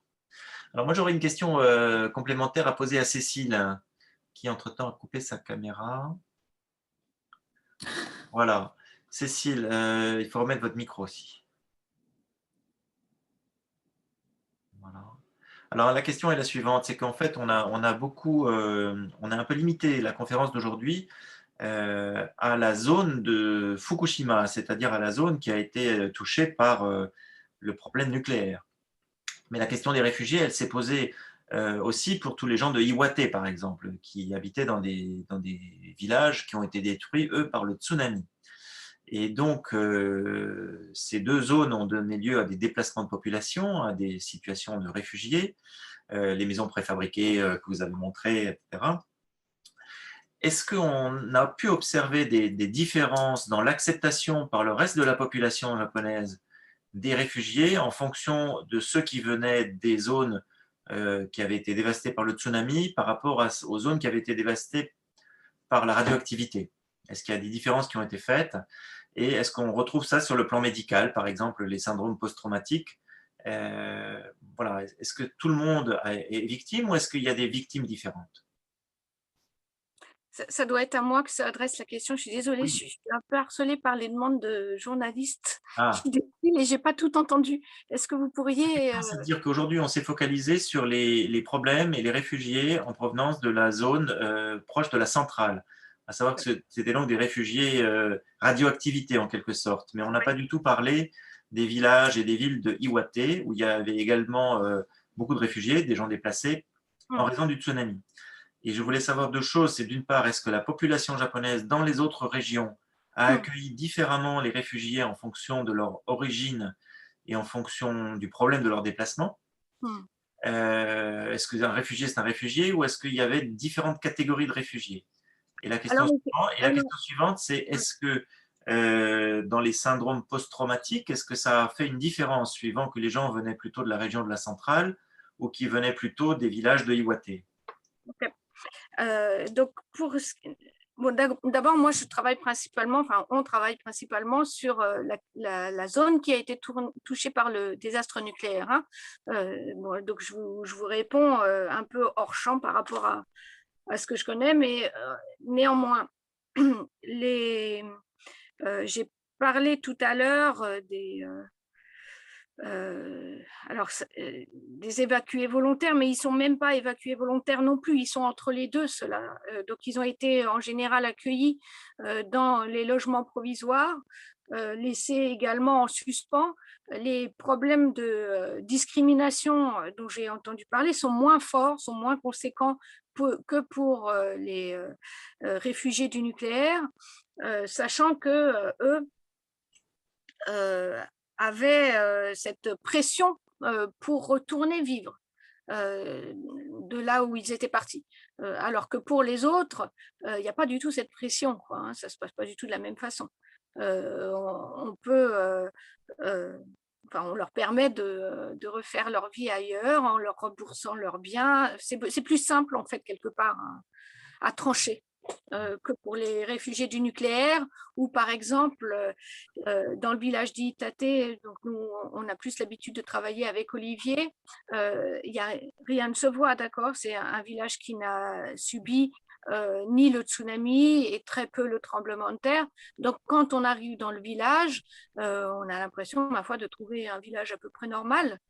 Et c'est uniquement la radioactivité, si je peux me permettre cette expression, qui fait qu'on a dû évacuer les gens. Donc, le retour, si on voit ça de l'extérieur, pouvait paraître plus naturel. Et donc, c'est ça qui a fait que leur refuge a été incompris, bien plus incompris que des gens d'Iwate qui ont subi le tsunami et pour lesquels la position de victime, ma foi, elle n'est pas discutable. Alors, une autre question par rapport au retour des populations. Là, nous avez montré des photos de, en quelque sorte, nouveaux villages, en expliquant qu'il y avait des problèmes de voisinage qui étaient liés aux différents traitements que les gens dont ils avaient pu bénéficier. Je pense qu'un élément important aussi, c'est que les gens se sont retrouvés avec des voisins qui n'étaient pas leurs voisins d'origine. Exact, très juste. Oui, oui, c'est vrai. Ça a été effectivement une chose qui a été évoquée par la dame, enfin la famille là, que je vous montrais en photo. J'interviewais et puis pas du même village et puis pas du tout des mêmes horizons sociaux ce qui fait qu'il y a une espèce, on les a posés là, quoi. On les a tirés au sort, hein, ce que j'expliquais tout à l'heure. Ils ont été tirés au sort et on les a posés là. Donc, par exemple, le voisin de cette famille, c'est un monsieur qui était ouvrier à la centrale nucléaire de Fukushima Daini et qui vit tout seul. Qui a priori n'est pas du tout du même rang socio-professionnel que cette famille-là. Et il est évident que ces gens ne vont pas avoir grand-chose à se dire, ils ne vont même pas chercher à se parler, en fait, hein, à communiquer entre eux. Donc, en fait, c'est un critère, effectivement, qui est très important. En fait, on n'a pas respecté les communautés alors qu'on c'était le discours qui consistait à dire on remet tout le monde en préservant les communautés dans les mêmes cités de logements provisoires. Et en fait, quand ils ont fermé les cités de logements provisoires, eh bien, ça s'est pas du tout passé comme ça, quoi. Ils les ont dispatchés à droite à gauche au gré des bâtiments libres. Alors, on avait beaucoup parlé aussi à l'époque d'enfants, par exemple, qui étaient victimes de harcèlement, donc de hijime en japonais, quand ils étaient déplacés, y compris dans des zones assez lointaines, hein, même dans le Kansai. Je me souviens d'enfants qui avaient souffert de vexation quand ils avaient été rescolarisés dans des écoles à Kobe, par exemple. Bon, c'est un exemple parmi d'autres. Est-ce que c'est un phénomène qui a duré longtemps? Est-ce que les écoles ont pris les choses en main? C'est le phénomène de hijime, donc de harcèlement, c'est un phénomène qui fait beaucoup parler de lui, non seulement au Japon, mais en France aussi. Il y a eu un drame il y a 2 jours à propos de ça. Qu'est-ce qu'il en est de ça? Est-ce que ça continue encore quelques années après? Est-ce que les irradiés, en quelque sorte, vont porter ce stigmate pendant longtemps? Alors, ça dépend vraiment des endroits. C'est très disparate. Moi, j'ai interviewé des familles avec des jeunes enfants qui se sont réinstallés dans la campagne. En fait, en campagne, les gens ont eu plus de facilité à retrouver une vie stable, manifestement, à être insérés dans une petite communauté sans avoir de jugement comme ça, de rejet. Par contre, en ville où la concurrence est plus forte en fait entre les gens, ces problèmes de hijime ont été assez pénible. D'abord, en fait, les gens sont allés en ville pensant qu'ils trouveraient du travail plus facilement et ça n'a pas été le cas. En plus, les loyers sont beaucoup plus élevés en ville, donc économiquement, ils n'arrivent souvent pas à tenir parce qu'ils doivent soit continuer à rembourser les frais de leur maison à Fukushima, plus payer un loyer ici, enfin ici à Tokyo, et assumer les frais de scolarité de leurs enfants, etc. Donc, ils n'y arrivent pas. Et en plus de ça, il y a ce problème d'hijime qui est donc plus présent en ville. Alors, est-ce que les écoles ont pris les choses en main? Certaines oui, d'autres non. Mais en tous les cas, ce qu'il faut bien comprendre, et c'est ce que j'essayais d'expliquer tout à l'heure, c'est que ces processus de discrimination, ils sont principalement dus. Alors, bien sûr, il y a le fait de déirradier comment dire, et un manque d'éducation sur ce qu'est l'irradiation et sur la transmission possible, puisque certains enfants pensaient au début, en tous les cas, que c'était comme une maladie qui pouvait se transmettre. Et donc, il y avait ce rejet de la différence qu'il y a toujours chez les enfants et même parfois chez les adultes. Donc ça, ma foi, je pense qu'il y a eu un effort d'éducation qui a été assez grand là-dessus.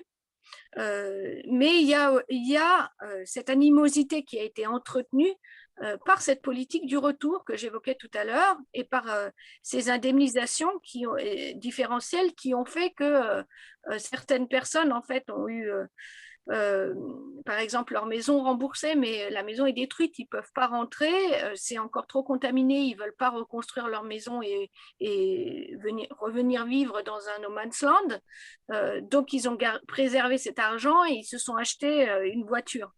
Tout de suite, ils vont être stigmatisés et on va dire « Ah, mais regardez, ces réfugiés, ils roulent en BMW, et ils ne travaillent pas, ils sont au chômage. À quoi ça ressemble ?» sans prendre en compte qu'en fait, c'est des gens qui ont tout perdu. C'est des gens qui avaient des biens, parfois de famille, qui ont tout perdu. Donc, ce qui va leur rester, ça va être soit cette voiture, moi j'ai rarement une BMW d'ailleurs, ça va être soit cette voiture, soit le seul bien qui va être visible. En fait, ils vont être l'accroche à la méchanceté systématiquement. Et ça, c'est vraiment la politique du retour qui a renforcé ça, hein, très clairement. Alors, il y a pas mal de questions qui sont arrivées entre-temps. Il y a quelqu'un qui dit « Pourquoi avoir reconstruit dans des villages où il n'y a personne ?» Donc c'est parce que donc depuis 2013, hein, donc Shinzo Abe avait décidé très très tôt qu'il rouvrirait totalement la zone d'évacuation. Et donc le but de ça, c'est de prouver quelque part au monde qu'on est capable de surmonter un accident nucléaire, hein, et donc de montrer qu'on va pouvoir dépasser, être résilient donc à un accident industriel tel que celui-ci, et on va y mettre les moyens en décapant avec, donc, comme Olivier l'a expliqué, toutes les politiques de décontamination, etc. Donc ils font comment dire, ils ont des actions qui sont extrêmement brutales, comme je le montrais tout à l'heure, et qui font partie des traumatismes et qui entretiennent les syndromes post-traumatiques. Imaginez-vous rentrer, vous avez quitté votre village et vous rentrez dans un appartement d'abord qui ressemble en rien à ce qu'était votre maison et au milieu de nulle part, au milieu de parcelles qui sont encore en friche, d'autres qui sont toutes bitumées et toutes les maisons ayant été détruites autour. C'est extrêmement, extrêmement traumatisant. Donc, néanmoins, ils le font. Et donc, ils demandent leur avis à personne. En fait, c'est ça. Ça veut dire qu'ils ne prennent pas en compte leurs propres enquêtes. Et donc, puisque c'est l'enquête de l'agence de reconstruction que j'ai citée tout à l'heure, qui montre que 70% des personnes n'ont pas l'intention de revenir, et c'est une enquête qui est très récente. Mais quoi qu'il en soit, ils ont décidé ça. Donc, ils l'appliquent, ils bitument, ils recréent des villes nouvelles. Et ce que m'ont dit les gens de TEPCO quand je les ai interviewés sur le sujet, c'est que cette fois, ils comptaient. Donc, la totalité de la zone sera ouverte en 2023. Hein, et donc, ils avancent, quoi qu'il en soit, en faisant fi des dégâts collatéraux. Et donc, TEPCO a prévu, et le gouvernement ont prévu des financements, mais cette fois pour appeler une population de l'extérieur du département. C'est-à-dire qu'on ne prévoit plus que les gens reviennent. En fait, on est sûr qu'ils ne vont pas revenir, en tous les cas les résidents qui étaient là au départ. Et donc, on va appeler, on va financer, on va payer des gens pour qu'ils viennent. Donc, ça va prendre, le départ de cette politique aura lieu en avril 2021, là, hein, au début de l'année fiscale ici. Et selon la ville d'origine, donc plus on vient de zones urbaines, donc le but c'est de faire d'une pierre deux coups, c'est-à-dire d'essayer de désengorger la conurbation Yokohama-Tokyo, et donc d'appeler des résidents de cette conurbation à vivre à Fukushima, et on va payer, donc plus on vient en famille, plus on a on reçoit une somme élevée, et plus on se rapproche de Fukushima et plus la somme baisse. Et on doit s'engager à vivre 5 ans dans une des zones dans une des communes de l'ancienne zone d'évacuation. Excusez-moi, ma réponse est un peu longue. Donc, si on a du mal à payer son loyer à Tokyo, on peut candidater pour aller vivre là-bas. Voilà, donc ça veut dire qu'on vise encore les populations les plus vulnérables. Hein. C'est pas sans poser problème, quoi. Très bien. Alors, Bénédicte nous demande une question. Est-ce que des leçons ont été tirées de 2011 ? Première question. Est-ce que les populations sont mieux préparées ? Alors, mieux préparées à quoi ? Je ne sais pas très bien, parce qu'aujourd'hui, il n'y a que 9 réacteurs qui tournent sur les, il me semble, 58 qu'il y avait au départ. Ou 52 peut-être. Je ne suis plus tout à fait sûr. Et d'autre part, est-ce que les controverses qu'on voit aujourd'hui sur le nombre de cancers de la thyroïde, etc., ne sont pas finalement un bon signe que le débat citoyen, entre guillemets, s'exprime ouvertement? Alors moi, j'ai une question complémentaire par rapport à ça, c'est qu'on a vu hier une publication qui avait été reprise d'ailleurs dans les médias français, disant que finalement, circuler, il n'y a rien à voir, il n'y avait eu aucun décès, aucun malade, aucune victime, rien du tout. Alors pourtant, vous nous avez cité tout à l'heure des documents officiels japonais dans un musée, qui citait 2100 et quelques personnes dont on n'expliquait pas vraiment le décès. Si ma mémoire ne me trahit pas, il me semble que le directeur de la centrale lui-même n'a pas survécu. Alors peut-être qu'il est mort de causes différentes. Il avait eu un cancer, mais on avait dit qu'on n'était pas tout à fait sûr que c'était lié à ça en fait. Hein. Bon, c'est vrai qu'il y a beaucoup de gens qui meurent de cancer, mais où est-ce qu'on en est là-dessus? Alors, et puis, il y a un autre facteur qui est extrêmement parlant. Hein, alors, vous avez un bilan, je ne sais pas pour me faire de la pub, mais ça me. Comment dire? N'hésitez Toute pas. l'information, elle se trouve là-dedans. Hein. Dans ce livre-là, il y a un bilan de tout l'aspect sanitaire qui vous montre, qui vous explique comment tout ça fonctionne, parce que c'est extrêmement compliqué et en 5 minutes, on n'aura jamais le temps de tout couvrir. Mais en tous les cas, il y a d'autres critères, comme par exemple les procès qui sont menés par les ouvriers de la centrale pour faire en sorte que leurs maladies, les maladies qu'ils ont développées, soient reconnues comme maladies du travail. Donc aujourd'hui, il y en a 269 qui ont gagné leur procès. Et c'est des ouvriers qui ont souvent développé des leucémies. Et donc, on ne peut pas du tout dire... et en fait, ça m'a amusé cet article du Point, pour ne pas le citer, parce qu'il a généré une vague de colère, en fait, hein, pas mal chez les scientifiques, quoi, qui ne comprennent pas ce type de raccourci de Fukushima zéro mort, et puis sachant que l'organisme qui a produit ces données, c'est un organisme qui avait aussi déterminé, alors c'est une caricature hein, que je vais faire, donc ne vous fâchez pas pour ceux qui seraient de vaillants supporters de Lonsky, mais en tous les cas qui nous disait qu'à Tchernobyl, il y avait 3 morts et demi, quoi, et que c'était pas très très grave et que tout ça, ça allait bien se passer.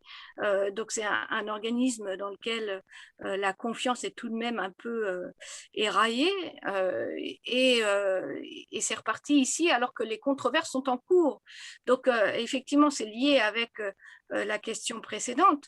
Les controverses peuvent-elles avoir lieu? Alors, ont-elles lieu librement comme elles devraient pouvoir avoir lieu? J'en suis pas si sûre. Hein, j'en suis pas si sûre. Il y a des tensions très très fortes autour de ces questions sanitaires qui montre que c'est pas smooth. Hein. Il y a des déchirements, il faut en parler avec beaucoup de pincettes. Et moi, je ne peux que me faire la parole des controverses qui existent. Donc, dire certains prennent position en disant ça, d'autres en disant ça. En tous les cas, on ne peut pas dire qu'il n'y a rien, ça c'est sûr. Alors, une question peut-être pour Olivier à nouveau. Concernant les retombées radioactives, quelles sont les conséquences pratiques pour l'agriculture? Comment font les producteurs de champignons de la région? Et j'ai envie de rajouter comment font les pêcheurs, parce qu'on mange plus de poissons que de champignons encore au Japon. Ouais, j'ai vu qu'il y avait une question sur le saké aussi. Ah oui, absolument. Le saké. Alors, pour répondre peut-être en commençant par le saké, ce qui se passe, c'est que le coefficient de transfert du césium, typiquement du sol vers les parties comestibles du riz, en fait, il est faible. C'est de l'ordre de quelques pourcents. Donc, en fait, je ne pense pas que ce soit le problème principal. Ils ont fait beaucoup d'analyses, notamment de sacs de riz. Et en fait, il y en avait quelques-uns, mais c'était assez faible, hein. C'était de l'ordre de quelques pourcents qui dépassaient les normes jusqu'en 2015. Et depuis, je pense qu'il ne dépasse plus les seuils. J'ai envoyé parce qu'il y avait une question sur les normes européennes et je savais que c'était généralement plus élevé et plus compliqué parce qu'en fait, il y a une distinction en fonction du type de radionuclide. Donc, je l'ai envoyé dans le chat, comme ça tout le monde peut aller voir le document officiel, le règlement européen. Sinon, sur les champignons, les champignons, c'est même un problème en France avec les retombées post-Tchernobyl, en fait. Il y a des zones où, sur des points chauds, les champignons restent contaminés. Après, il y a des différences en fonction des espèces de champignons, parce qu'en fait, ça dépend du mycélium, donc ces filaments blancs là, et qui ne sont pas spécialement la même profondeur, et donc ils sont plus ou moins exposés aux remontées de césium. Mais c'est clairement l'aliment le plus problématique. Après, les agriculteurs, le problème qu'ils ont, c'est les problèmes de fertilité, puisque ce sable concassé finalement qu'on est venu mettre, ce n'est pas vraiment recommandé par les agronomes. Et donc maintenant, en fait, il y a pas mal, on entendait les controverses entre les habitants, et il y a aussi des controverses en termes de décisions agricoles, puisqu'il y a des gens qui, justement, connaissant ces appréhensions pour la culture alimentaire, préfèrent s'en détourner, et puis d'autres qui ne veulent pas entendre parler d'autres types de produits, puisque ça voudrait dire que ça confirmerait que leur sol est impropre à la production des cultures Alors, est-ce que c'est pire pour pour ce qui pousse dans la terre, par exemple les carottes? Est-ce que c'est pire que les champignons? Alors, ce qui est sûr, c'est qu'il y a. Alors, je ne suis pas spécialiste de la contamination alimentaire, mais ce qui est sûr, c'est qu'il y a certains types d'aliments qui sont plus problématiques. Donc, typiquement, les légumes racines, comme celui que vous venez de citer, les légumes feuilles. À contrario, en fait, le riz est plutôt finalement une bonne option vis-à-vis du coefficient de transfert. Et alors, et qu'en est-il de la pêche? Alors la pêche, justement, j'ai vu un passé, donc au-delà de ce que j'avais dit tout à l'heure, j'ai vu passer un article dans le Japan Times qui explique bien justement la situation où en fait, pour le moment, c'était surtout de la pêche scientifique en fait, finalement, au large des côtes, où c'est les autorités qui achetaient les produits de la pêche pour maintenir une activité et qui les analysaient. Donc on voit que ça a fortement baissé, alors sauf le cas de certains poissons type sébaste. Et là, maintenant, ce que je lisais, parce que de nouveau, je ne suis pas non plus un spécialiste de la pêche, c'était que ce qui fait peur aux pêcheurs, c'est que justement au moment où ils reprennent une activité, qui est de l'ordre, je lisais, de 17% de l'activité avant l'accident, on parle de relarguer les eaux accumulées sur le site dans l'océan. Et donc, même au-delà des seuils, pose la question de l'acceptabilité d'acheter des produits de la mer qui seraient pêchés dans ces conditions. Alors, donc la centrale a été refroidie, peut-être même encore refroidie en ce moment. Il y a toujours de l'eau qui se recontamine. C'est un peu quelque chose qu'on a du mal à imaginer, mais c'est quelque chose qui ne s'arrête jamais. Il faut en permanence continuer à refroidir. Et cette eau donc, continue à se contaminer. Et on peut en traiter une partie, mais il y a une partie qui n'est pas traitable et qui est donc stockée. Cette eau, quand on la stocke, est-ce qu'elle reste contaminée et sans bouger? Est-ce que les fameuses demi-vies dont on parlait tout à l'heure sont tellement longues que finalement, quelle que soit la durée de stockage, ça ne change rien? Ou est-ce que l'eau qui est passée par la centrale au début, 10 ans plus tard, est-ce qu'elle est devenue moins dangereuse? De facto, oui, puisque tous les isotopes décroissent. Par contre, ils ne décroissent pas à la même vitesse. Donc, de nouveau, ça, ce n'est pas trop notre domaine d'expertise. Par contre, sur les fondamentaux, alors pour moi, l'eau est censée être traitée et stockée. La difficulté, c'est qu'ils n'ont pas de méthode pour traiter le tritium. Donc, il y a le problème du tritium. Après, se pose la question de la dilution et des niveaux de tritium. Et puis, il y a quand même aussi des traces d'autres radionucléides, y compris du césium, du plutonium, qui peuvent être bioaccumulés. Donc, il y a un océanographe américain qui, lui, a travaillé vraiment sur ces questions. Aussi à des fins finalement de traçage des masses d'eau dans le Pacifique, puisque ces émissions, elles ont fini par toucher les côtes américaines, ouest américaines. Et lui, il préconise justement ce que vous venez d'évoquer là, c'est notamment le tritium, il va aussi décroître. Et donc, est-ce qu'on ne peut pas augmenter les capacités de stockage pendant quelques décennies, même si ça a des coûts et ça a des implications, pour que ça décroisse suffisamment et que ça ne pose plus de questions? C'est Ken Butler. Hein. C'est Ken Butler. Ouais, je peux aussi mettre peut-être le lien. Alors, une autre question pour Cécile. Vous montrez des photos de reconstruction par Sekisui House. Quelle est la politique du gouvernement? Quels sont les budgets alloués pour les infrastructures telles que les écoles, les postes, etc. Enfin, concrètement, l'argent public va où? Et est-ce qu'il y a de l'argent privé? Ah, c'est une bonne question. Alors, à laquelle je ne peux pas répondre très, très précisément parce que c'est en cours de montage, je pense. Donc, il est évident que toutes les zones de reconstruction prioritaire, c'est de l'argent public qui a été dépensé pour aménager tout ça. Cela dit, tout ce qui est école, enfin, ça dépend des communes. Par exemple, dans la commune d'Itate, on a déjà effectivement reconstruit l'école. Et tout ça, c'est de l'argent public. Désolée, je vais vous donner le mal de mer avec mon truc. Et donc c'est de l'argent public. Donc, comment dire, est-ce qu'il y a des fonds privés? Je ne pense pas pour le moment. Très bien. Écoutez, si nous avons encore 135 participants connectés, si certains veulent poser des questions. J'ai vu qu'il y en avait une sur les retombées des essais nucléaires aussi. Oui, parce que vous aviez parlé de niveau, la ligne bleue, c'est ça? Vous disiez que c'était les retombées des essais nucléaires. Oui. Donc en fait, il me semble que si j'ai bien vu tout à l'heure la question, elle demandait si c'était local ou mondial. Donc c'est bien mondial. Donc ça n'a rien à voir avec les retombées d'Hiroshima et Nagasaki dans ce cas-ci. C'est vraiment les essais des bombes qui ont été testées en atmosphère. Alors ça s'est monté très haut parce que c'était des engins assez puissants pour ceux qui ont été tirés vers la fin des années 50, début des années 60. C'est monté au niveau stratosphérique, donc ça va s'homogénéiser dans les hautes couches de l'atmosphère et puis retomber petit à petit avec les pluies. Donc on en retrouve bien de manière mondiale, alors avec une différenciation en fonction des bandes de latitude, mais donc c'est bien mondial et pas local. Alors, donne-moi une question de nature scientifique sur les radiations.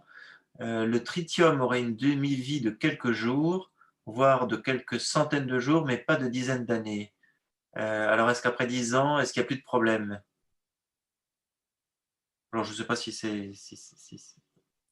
Pour moi, c'est au moins 12 ans où, justement, je suis en train de vérifier, parce que c'est pas celui... Le tritium, il y a de nombreux isotopes. Moi, je me souviens, à l'époque, on parlait beaucoup du strontium aussi, mais où là, il y avait une demi-vie de plusieurs milliers d'années.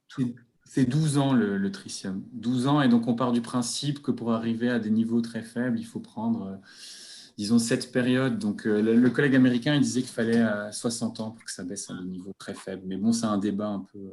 Oui, c'est 12 ans. Mais finalement, quand on voit donc ce fameux article qui est sorti hier, et puis qui n'est pas l'article d'un seul magazine, hein, la question qu'on peut se poser, c'est aujourd'hui, est-ce qu'il y a encore un risque à habiter au Japon, à se nourrir au Japon?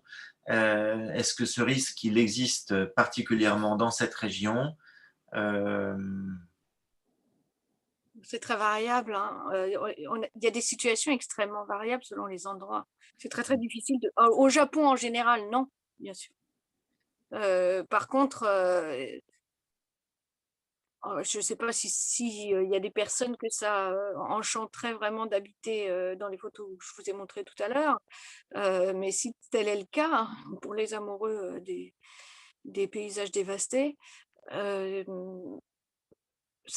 là, par contre, il y a des hotspots, c'est assez clair, quoi. C'est-à-dire que il y a des endroits où on n'a rien du tout. Et puis, parce que, par exemple, autour de la gare, ils décontaminent régulièrement et le niveau est très faible. Et puis, si on s'éloigne parfois, par exemple, même sur alors, ça c'était assez étonnant, enfin assez ironique, c'est-à-dire que le TEPCO a mis son musée de la mémoire, son mémoriel, dans un ancien bâtiment qui était à Tomioka, entre Tomioka et Futaba. Et sur leur parking, j'avais mesuré 1,15 microsieverts par heure, ce qui n'est quand même pas négligeable, je crois. C'est pas négligeable, c'est pas 5, mais c'est pas négligeable. Donc, il y a des endroits où il y a, en fait, depuis le départ, cette contamination, enfin, c'est plutôt Olivier qui pourra en parler, mais cette contamination, elle a pris la forme d'une contamination en mosaïque, c'est le terme qu'on employait au départ, et donc elle est constituée d'endroits où il n'y a rien, des creux, et puis d'endroits où ça s'envole. Mais effectivement, pour écrire ce livre, notamment, je revenais aux documents de l'époque, et on n'est pas dans les mêmes ordres de grandeur, quoi. C'est-à-dire que je criais un peu tout à l'heure, enfin, c'est-à-dire quand je suis allée à Okuma et que je me suis aperçue que j'étais dans une zone où il y avait 5 microsieverts par heure et qu'elle venait d'être ouverte, ça m'a tout de même fait un choc, quoi. Et je me suis dit, mais vraiment, pour répondre à la question qui était là, non, il n'y a pas eu de leçon, et la responsabilité, elle est où, puisqu'ils ont été mousailles, hein, ils ont été déresponsabilisés de la faute de l'accident. Mais donc en replongeant dans les documents, on était plus à des niveaux de 35 microsieverts par heure, 50 microsieverts par heure. Donc, ça a tout de même beaucoup baissé, quoi. Alors c'est encore élevé, hein, on est d'accord, mais c'est quand même pas comparable. Alors, moi, j'aurais souhaité vous poser une autre question, Cécile. Donc là, c'est 10 ans, c'est un anniversaire, il y a des commémorations, voilà, on en parle. Alors, on en parle dans le monde entier, et puis on en parle aussi beaucoup au Japon. Et en fait, les Japonais, quand ils pensent à il y a 10 ans, ils pensent à quoi? Est-ce qu'ils pensent à un tremblement de terre? Est-ce qu'ils pensent au tsunami? Est-ce qu'ils pensent à Fukushima? Et est-ce que dans leur esprit, Fukushima, bah, c'était la fatalité? Est-ce que c'était un scandale? Qu'est-ce qui reste un peu dans le fond de la mémoire des Japonais, si tant est qu'on puisse dire ça? C'est certainement à analyser de façon très fine, mais est-ce qu'il y a quelque chose qui domine? Oui, alors je me garderais bien de parler à la place du Japon, hein. Et j'aime pas trop me faire des masses comme ça, quoi, parce que comme vous venez de le dire, ça demanderait un peu de finesse, quoi. Chacun a ses positions. Cela dit, vous vous souvenez, parce que vous étiez là aussi, qu'il y a 3 semaines ou 4 semaines, un mois peut-être, il y a eu un tremblement de terre assez fort de nouveau. Et on s'est aperçu, et je dis on parce que je pense que les gens qui l'ont vécu à ce moment-là aussi, que quelque part il restait un traumatisme assez profond, et qu'il était principalement dû aussi, enfin, il était aussi dû à l'explosion de la centrale nucléaire, parce que personne ne voulait y croire. Personne ne pensait que ça arriverait. Et moi, la première, hein, cela dit, alors là, je parle d'expérience personnelle. Le nucléaire, avant Fukushima, moi, ce n'était pas une question qui m'intéressait, puisque j'étais spécialisée dans la production de logements publics et la production du tissu urbain banlieusard au Japon. Donc, j'étais un petit peu loin de ces questions-là, et ça ne me préoccupait pas du tout. Et en fait, ça a été un véritable choc, l'explosion de cette centrale nucléaire, je pense, pour beaucoup de gens.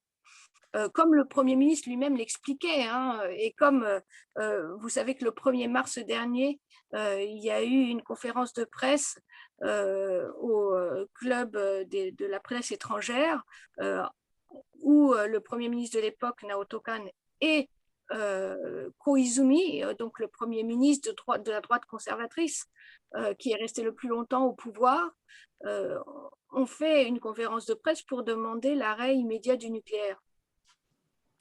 Donc ça veut dire ce que ça veut dire, quoi. Ça veut dire que tous, en fait, il y a eu ces jours de flottement, de doute, où on savait pas si c'était vraiment dangereux ou pas. En fait, c'est ce doute-là qui a été, je pense, à l'origine du traumatisme véritable. Et c'est encore le cas pour les réfugiés retour, non-retour, c'est le doute, c'est le fait qu'on les plonge durant une longue période dans ce sentiment de doute, est-ce qu'ils pourront rentrer ou pas? Et quand la centrale a explosé, c'était est-ce qu'il fallait fuir ou pas? Est-ce que c'est dangereux ou pas? Est-ce que ma décision va être raisonnable ou pas? Et c'est toutes ces tonnes de décisions à prendre qui arrivent d'un coup, qui vont constituer en fait le traumatisme et pour lesquels on n'a jamais de réponse claire. Et c'est ça qui est extrêmement perturbant, même si l'être humain a toujours tendance à vouloir se rassurer hein, et à se dire que mais non, il n'y a pas de problème, tout va bien. Et c'est pour ça que les musées du mémorial, de la mémoire vont peut-être fonctionner parce que finalement, ils nous apportent cet aspect de Happycracy, dont on a tous besoin, dont on rêve tous. C'est un livre que je ne peux que vous recommander, qui a été écrit, alors pas du tout en rapport avec le nucléaire, qui s'appelle Happycracy par une sociologue de l'école des hautes études en sciences sociales qui s'appelle Eva Illouz et un de ses collègues qui s'appelle Edgar Cabanas et qui montre comme ça comment nos sociétés, donc le sous-titre c'est comment l'industrie du bonheur a pris le contrôle de nos vies et qui montre comment en fait nos sociétés pour justifier les accidents industriels qui créent qui nous aident aussi à avancer, eh bien, il va y avoir un discours qui va tenter de nous faire croire que finalement, c'est obligatoire, c'est comme ça qu'il faut que ce soit pour qu'on continue de progresser. Et donc, c'est peut-être sur ce point qu'on devrait s'arrêter un petit peu et y réfléchir plus longuement. Est-ce qu'il n'y a pas à l'inverse, parfois au départ, en tout cas au moment de l'événement même, un discours alarmiste, catastrophiste, à la fois parce qu'on s'inquiète et puis aussi parce que les mauvaises nouvelles, ça fait plus vendre que les bonnes? Alors, il y a eu les deux, c'est vrai, vous avez raison de le rappeler, c'est-à-dire que moi je me souviens, et peut-être vous avez eu ce souvenir là aussi, puisque vous étiez ici présent, que souvent les gens en France nous disaient mais attention, c'est bien pire que ce qu'on dit, et en fait, c'est quelque part on vous ment, quoi. On vous ment, mais nous on sait. Et alors ça, c'était un discours sur lequel j'ai pas mal travaillé parce que j'ai la chance de pouvoir lire le japonais et donc j'ai eu assez rapidement dans le monde scientifique des expertises individuelles qui m'étaient envoyées alors que les Français n'avaient pas de contre-expertise puisqu'ils n'avaient pas le droit de faire d'expertise. Donc, les seules informations qu'ils pouvaient détenir, c'était les informations de TEPCO qui étaient traduites en anglais. Et en même temps, ils nous disaient, mais on est en train de vous mentir, c'est bien pire. Et en fait, nous, on savait que les informations, c'est nous qui les détenions, quoi. Et que non, c'était pas bien pire, ou en tous les cas, on savait réajuster la chose par nous-mêmes. Donc, il y a eu les deux, à mon avis. Il y a eu les deux. À la fois, par exemple, je décris un extrait du tout début. Quand Naoto Kan, et ça, c'est lui qui le raconte, il demande à un de ses conseillers si, donc au tout début là où ça commence à paniquer, si la centrale nucléaire elle peut exploser, quoi, s'il peut y avoir explosion à l'hydrogène tout court, sans qu'il y ait explosion du réacteur. Et son conseiller qui veut le rassurer, parce qu'il ne veut certainement pas être l'annonciateur de la mauvaise nouvelle. Et en plus, il veut justifier certainement les choix politiques et énergétiques qu'ils ont fait jusqu'à présent. Enfin, il y a plein de choses, plein de critères qui rentrent en jeu là-dedans. Et donc, ce monsieur, il va dire, mais non, ça risque rien. Ça peut bouger, on peut avoir comme ça des désagréments, mais aller jusqu'à l'explosion, je n'y crois pas une seconde. Et quelques heures après, Naoto Kan allume son poste de télévision, hein, parce qu'il faut quand même se rappeler que c'est comme ça qu'il l'a appris, quoi. Il allume son poste de télévision et il voit l'explosion à la centrale nucléaire de Fukushima. Et donc, il y a aussi eu ce processus où les gens cherchaient à se rassurer et à se dire que finalement, non, ça, c'est pas possible. Et je pense c'est un point de vue individuel, tout à fait personnel, et ce n'est pas mon point de vue de scientifique. Néanmoins, je pense que si un accident venait à se reproduire, ce type de comportement se reproduirait. Je pense que c'est très humain, enfin, de réfléchir comme ça. Alors, est-ce qu'il y a eu une vision différente de la population suite à ces événements concernant la confiance qu'ils ont dans la parole publique? C'est-à-dire qu'il y a eu tellement de déclarations dans tous les sens, et la parole publique, c'était à la fois TEPCO, mais c'était aussi le gouvernement, c'était les instruments qu'utilisait le gouvernement pour communiquer. Je me souviens de capteurs de radiation qui avaient été installés à Shinjuku, mais ils les avaient installés au sommet des immeubles et non pas à 1 mètre du sol ou au ras du sol. Alors, on nous disait non, non, mais il n'y a pas de radiation à Tokyo. Ah oui, mais évidemment, mais enfin quand même, n'allez pas dans les bacs à sable avec vos enfants, hein, parce qu'on ne sait pas trop ce qu'on pourrait y trouver. Et donc, du coup, il y avait cette espèce de... Je me souviens qu'à l'ambassade de France, ils avaient installé leurs propres capteurs pour faire leurs contre-mesures. Greenpeace avait fait des contre-mesures. On ne savait plus à quelle mesure se vouer, en quelque sorte. Est-ce que cette crise de confiance de l'époque, si tant est qu'il y en ait eu une également dans la population, est-ce que ça a laissé des traces? Oui, oui, bien sûr, je le rappelais tout à l'heure dans ma présentation, hein. Ça s'est vu très clairement aux élections, puisque donc 2013, c'est le plus fort taux d'abstention depuis la Seconde Guerre mondiale. Vous vous rendez compte, c'est quand même conséquent, quoi. Donc, ça veut dire que les gens, ils ont tourné le dos à leurs représentants politiques, c'est ça que ça veut dire. Ils n'y croient plus une seconde, donc plus personne ne va voter. Et donc, quand on nous dit, mais regardez, en fait, c'est assez drôle ça, je veux dire, ça se reflète très clairement quand on regarde la position des maires, des villages, des zones d'évacuation et la position de leurs habitants, qui montre, donc l'agence gouvernementale de reconstruction montre par une de ces enquêtes que les gens très majoritairement ne veulent pas rentrer. Et les maires, eux, ont comme position, mais si, ils vont rentrer. Bien sûr, c'est leur commune. Donc, quand nous, on nous demande de faire un rapport, qu'est-ce qui va être écouté, la parole des maires ou la parole de leurs citoyens? Mais en fait, leurs citoyens, il y en a 5 qui ont voté, quoi, sur l'ensemble de la population. Donc, ils ne représentent pas du tout leurs citoyens, en fait. Et ça, c'est un vrai problème parce que souvent, institutionnellement, souvent les institutions internationales, hein, quand elles viennent aborder cette question, vont se référer au discours des officiels. Et il se trouve que là, étant donné la façon dont ça se passe, les officiels, en fait, n'ont pas un discours qui reflète la réalité de leur population. D'accord. Très bien. Alors peut-être aussi une question sur le nucléaire. Il y a eu quelques manifestations aujourd'hui anti-nucléaires à Tokyo, un peu en commémoration. Enfin, on avait quelques manifestations. Je ne sais pas si on peut dire quelques manifestations ou quelques manifestants plutôt, hein. Euh, donc il y avait eu quand même un gros mouvement dans la population à l'époque anti-nucléaire. Il y a eu des grands débats et aujourd'hui le nombre de réacteurs qui a été redémarré est très faible. Alors c'est peut-être une question qui s'adresse à tous les deux, hein, avec deux choses. C'est le nucléaire en tant que tel, mais c'est aussi le nucléaire au Japon, pays de tremblement de terre. Sachant qu'un certain nombre de centrales, on avait découvert après coup qu'elles avaient été construites sur des failles sismiques, qu'elles étaient aussi sur la plage, comme les réacteurs de Fukushima. Et que, enfin bon, c'est je dirais, deux types de problèmes différents. Il y a le nucléaire, mais il y a le nucléaire au Japon à la manière japonaise.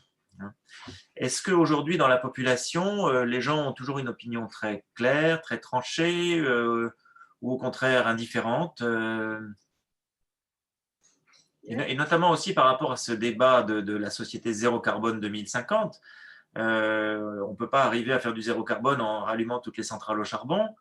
Bon. Alors, cela dit, ce qu'a répondu, donc c'est la réponse de Koizumi, hein, droite conservatrice, à cette question le 1er mars lors de sa conférence de presse, c'est qu'on s'était passé pendant 10 ans de nucléaire au Japon, et qu'on avait vécu pendant 5 ans avec 3% de nucléaire, et que le risque était bien trop grand par rapport à la nécessité qu'on pouvait en avoir, que le Japon, c'était une archipel avec des milliers de kilomètres de côte, et que donc on pouvait utiliser à la fois les forces marines.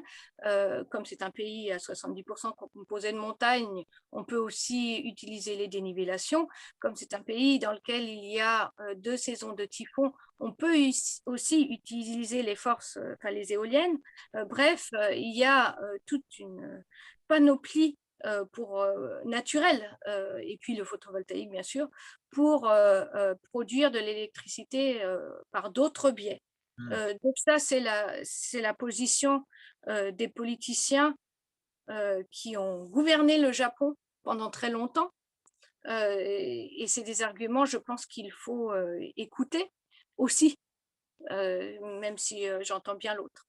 Et puis pour ce qui est de la position de la population, assez radicalement dans les sondages. La population est très majoritairement contre le nucléaire. Néanmoins, la pression des désaccords avec la Chine et la Corée du Nord font qu'une partie de la population hésite de nouveau. Mais on reste quand même dans comment dire, dans une position qui est assez claire des Japonais sur la question, me semble-t-il, même s'il n'y a pas de... Enfin, c'est pas me semble-t-il, c'est ce que montrent les sondages en tous les cas. Alors c'est vrai que le Japon s'est passé du nucléaire pendant 10 ans, mais en même temps, ils ont rallumé des tas de centrales à gaz et puis des centrales au charbon. Hein. Donc, on peut pas dire une chose et puis ne pas parler de l'autre aspect. Hein. Voilà. Et donc, après, les énergies renouvelables, pendant 10 ans, ça a progressé, mais pas du tout encore au niveau d'avoir remplacé une cinquantaine de réacteurs. Alors, il se trouve que la cinquantaine de réacteurs ne produisait pas de l'énergie. Enfin, je veux dire, on n'était pas dépendant de l'énergie au nucléaire à plus de 27% dans le mix énergétique, et que c'était donc déjà très, très faible avant Fukushima. Donc, la dépendance au Japon, elle n'est pas la même que celle qu'on peut avoir dans d'autres pays, comme en France, par exemple. Et donc, le switch vers d'autres énergies est plus facile à faire, sachant aussi, encore une fois, que le risque à prendre est conséquent. Donc, je suppose que les décideurs mettent tout ça dans la balance pour faire leur choix. Cela dit, comme vous le disiez très justement tout à l'heure, en fait, il y a eu 9 réacteurs qui ont redémarré, et puis 5 qui ont de nouveau été arrêtés, puisque dans le nombre d'associations, des centaines et des centaines d'associations qui ont vu le jour après Fukushima, pas contre le nucléaire obligatoirement, hein, pour l'évacuation des populations, pour organiser leur relogement, pour un tas de choses, hein, pour leur suivi. Il y a aussi des organisations, des associations de juristes et qui montent au créneau dès qu'un réacteur ouvre, et donc qui ont trouvé des vices de forme dans les dossiers ou je ne sais quoi. En tous les cas, 5 parmi les 9 réacteurs qui ont été démarrés, 5 ont été de nouveau arrêtés et 24 seront démantelés. Donc, dans le mix énergétique, le gouvernement actuel vise un retour du nucléaire pour 20% de son mix énergétique, ce qui n'est pas rien au regard du redémarrage du nombre de réacteurs. Ce n'est pas avec 3 réacteurs qu'on pourrait y arriver, donc il faudra bien que on en redémarre un peu plus. Mais en tous les cas, ce que ça veut dire, c'est qu'il y a un véritable bras de fer qui est toujours présent entre des politiciens aujourd'hui au pouvoir, même s'ils le sont avec un faible nombre de voix, mais qui ont décidé qu'on relancerait le nucléaire, et puis une population qui est très largement contre. Très bien. Écoutez, je pense on arrive au terme de cette table ronde, avec une forme un peu particulière, table ronde en virtuel, c'est assez original. Je voudrais vous remercier tous les deux vraiment très chaleureusement, à la fois pour tout ce travail tout le travail qui est préparatoire à tout ça, parce qu'une heure de conférence ou 2 heures de conférence, ben, c'est en fait des années de travail. Hein. On l'oublie, c'est que vous travaillez sur ces sujets depuis des années et on l'a bien senti. Je voudrais remercier au niveau de l'UFE Japon tout particulièrement Pierre Mustière, Pierre Sevestre, Rémi Larcebo, Frédéric Madeleine et Jacques Malval, voilà, qui ont permis de mettre cette table ronde en place. Encore une fois, n'hésitez pas à devenir membre de l'UFE, l'UFE Japon. Et puis, je vous signale donc notre prochaine conférence, certainement également en virtuel, le 22 avril prochain. Alors là, ça sera sur un thème très différent. Ça sera sur le cinéma japonais. Et voilà, parce qu'il y a des sujets sérieux, mais enfin, c'est pas pour dire que le cinéma n'est pas sérieux, hein, mais disons que voilà, ça nous permettra de changer encore une fois de perspective, toujours dans cette idée de mieux comprendre ce pays passionnant dans lequel nous habitons tous avec bonheur, on peut le dire. Merci beaucoup et à bientôt. Merci Au revoir. à vous. Au revoir.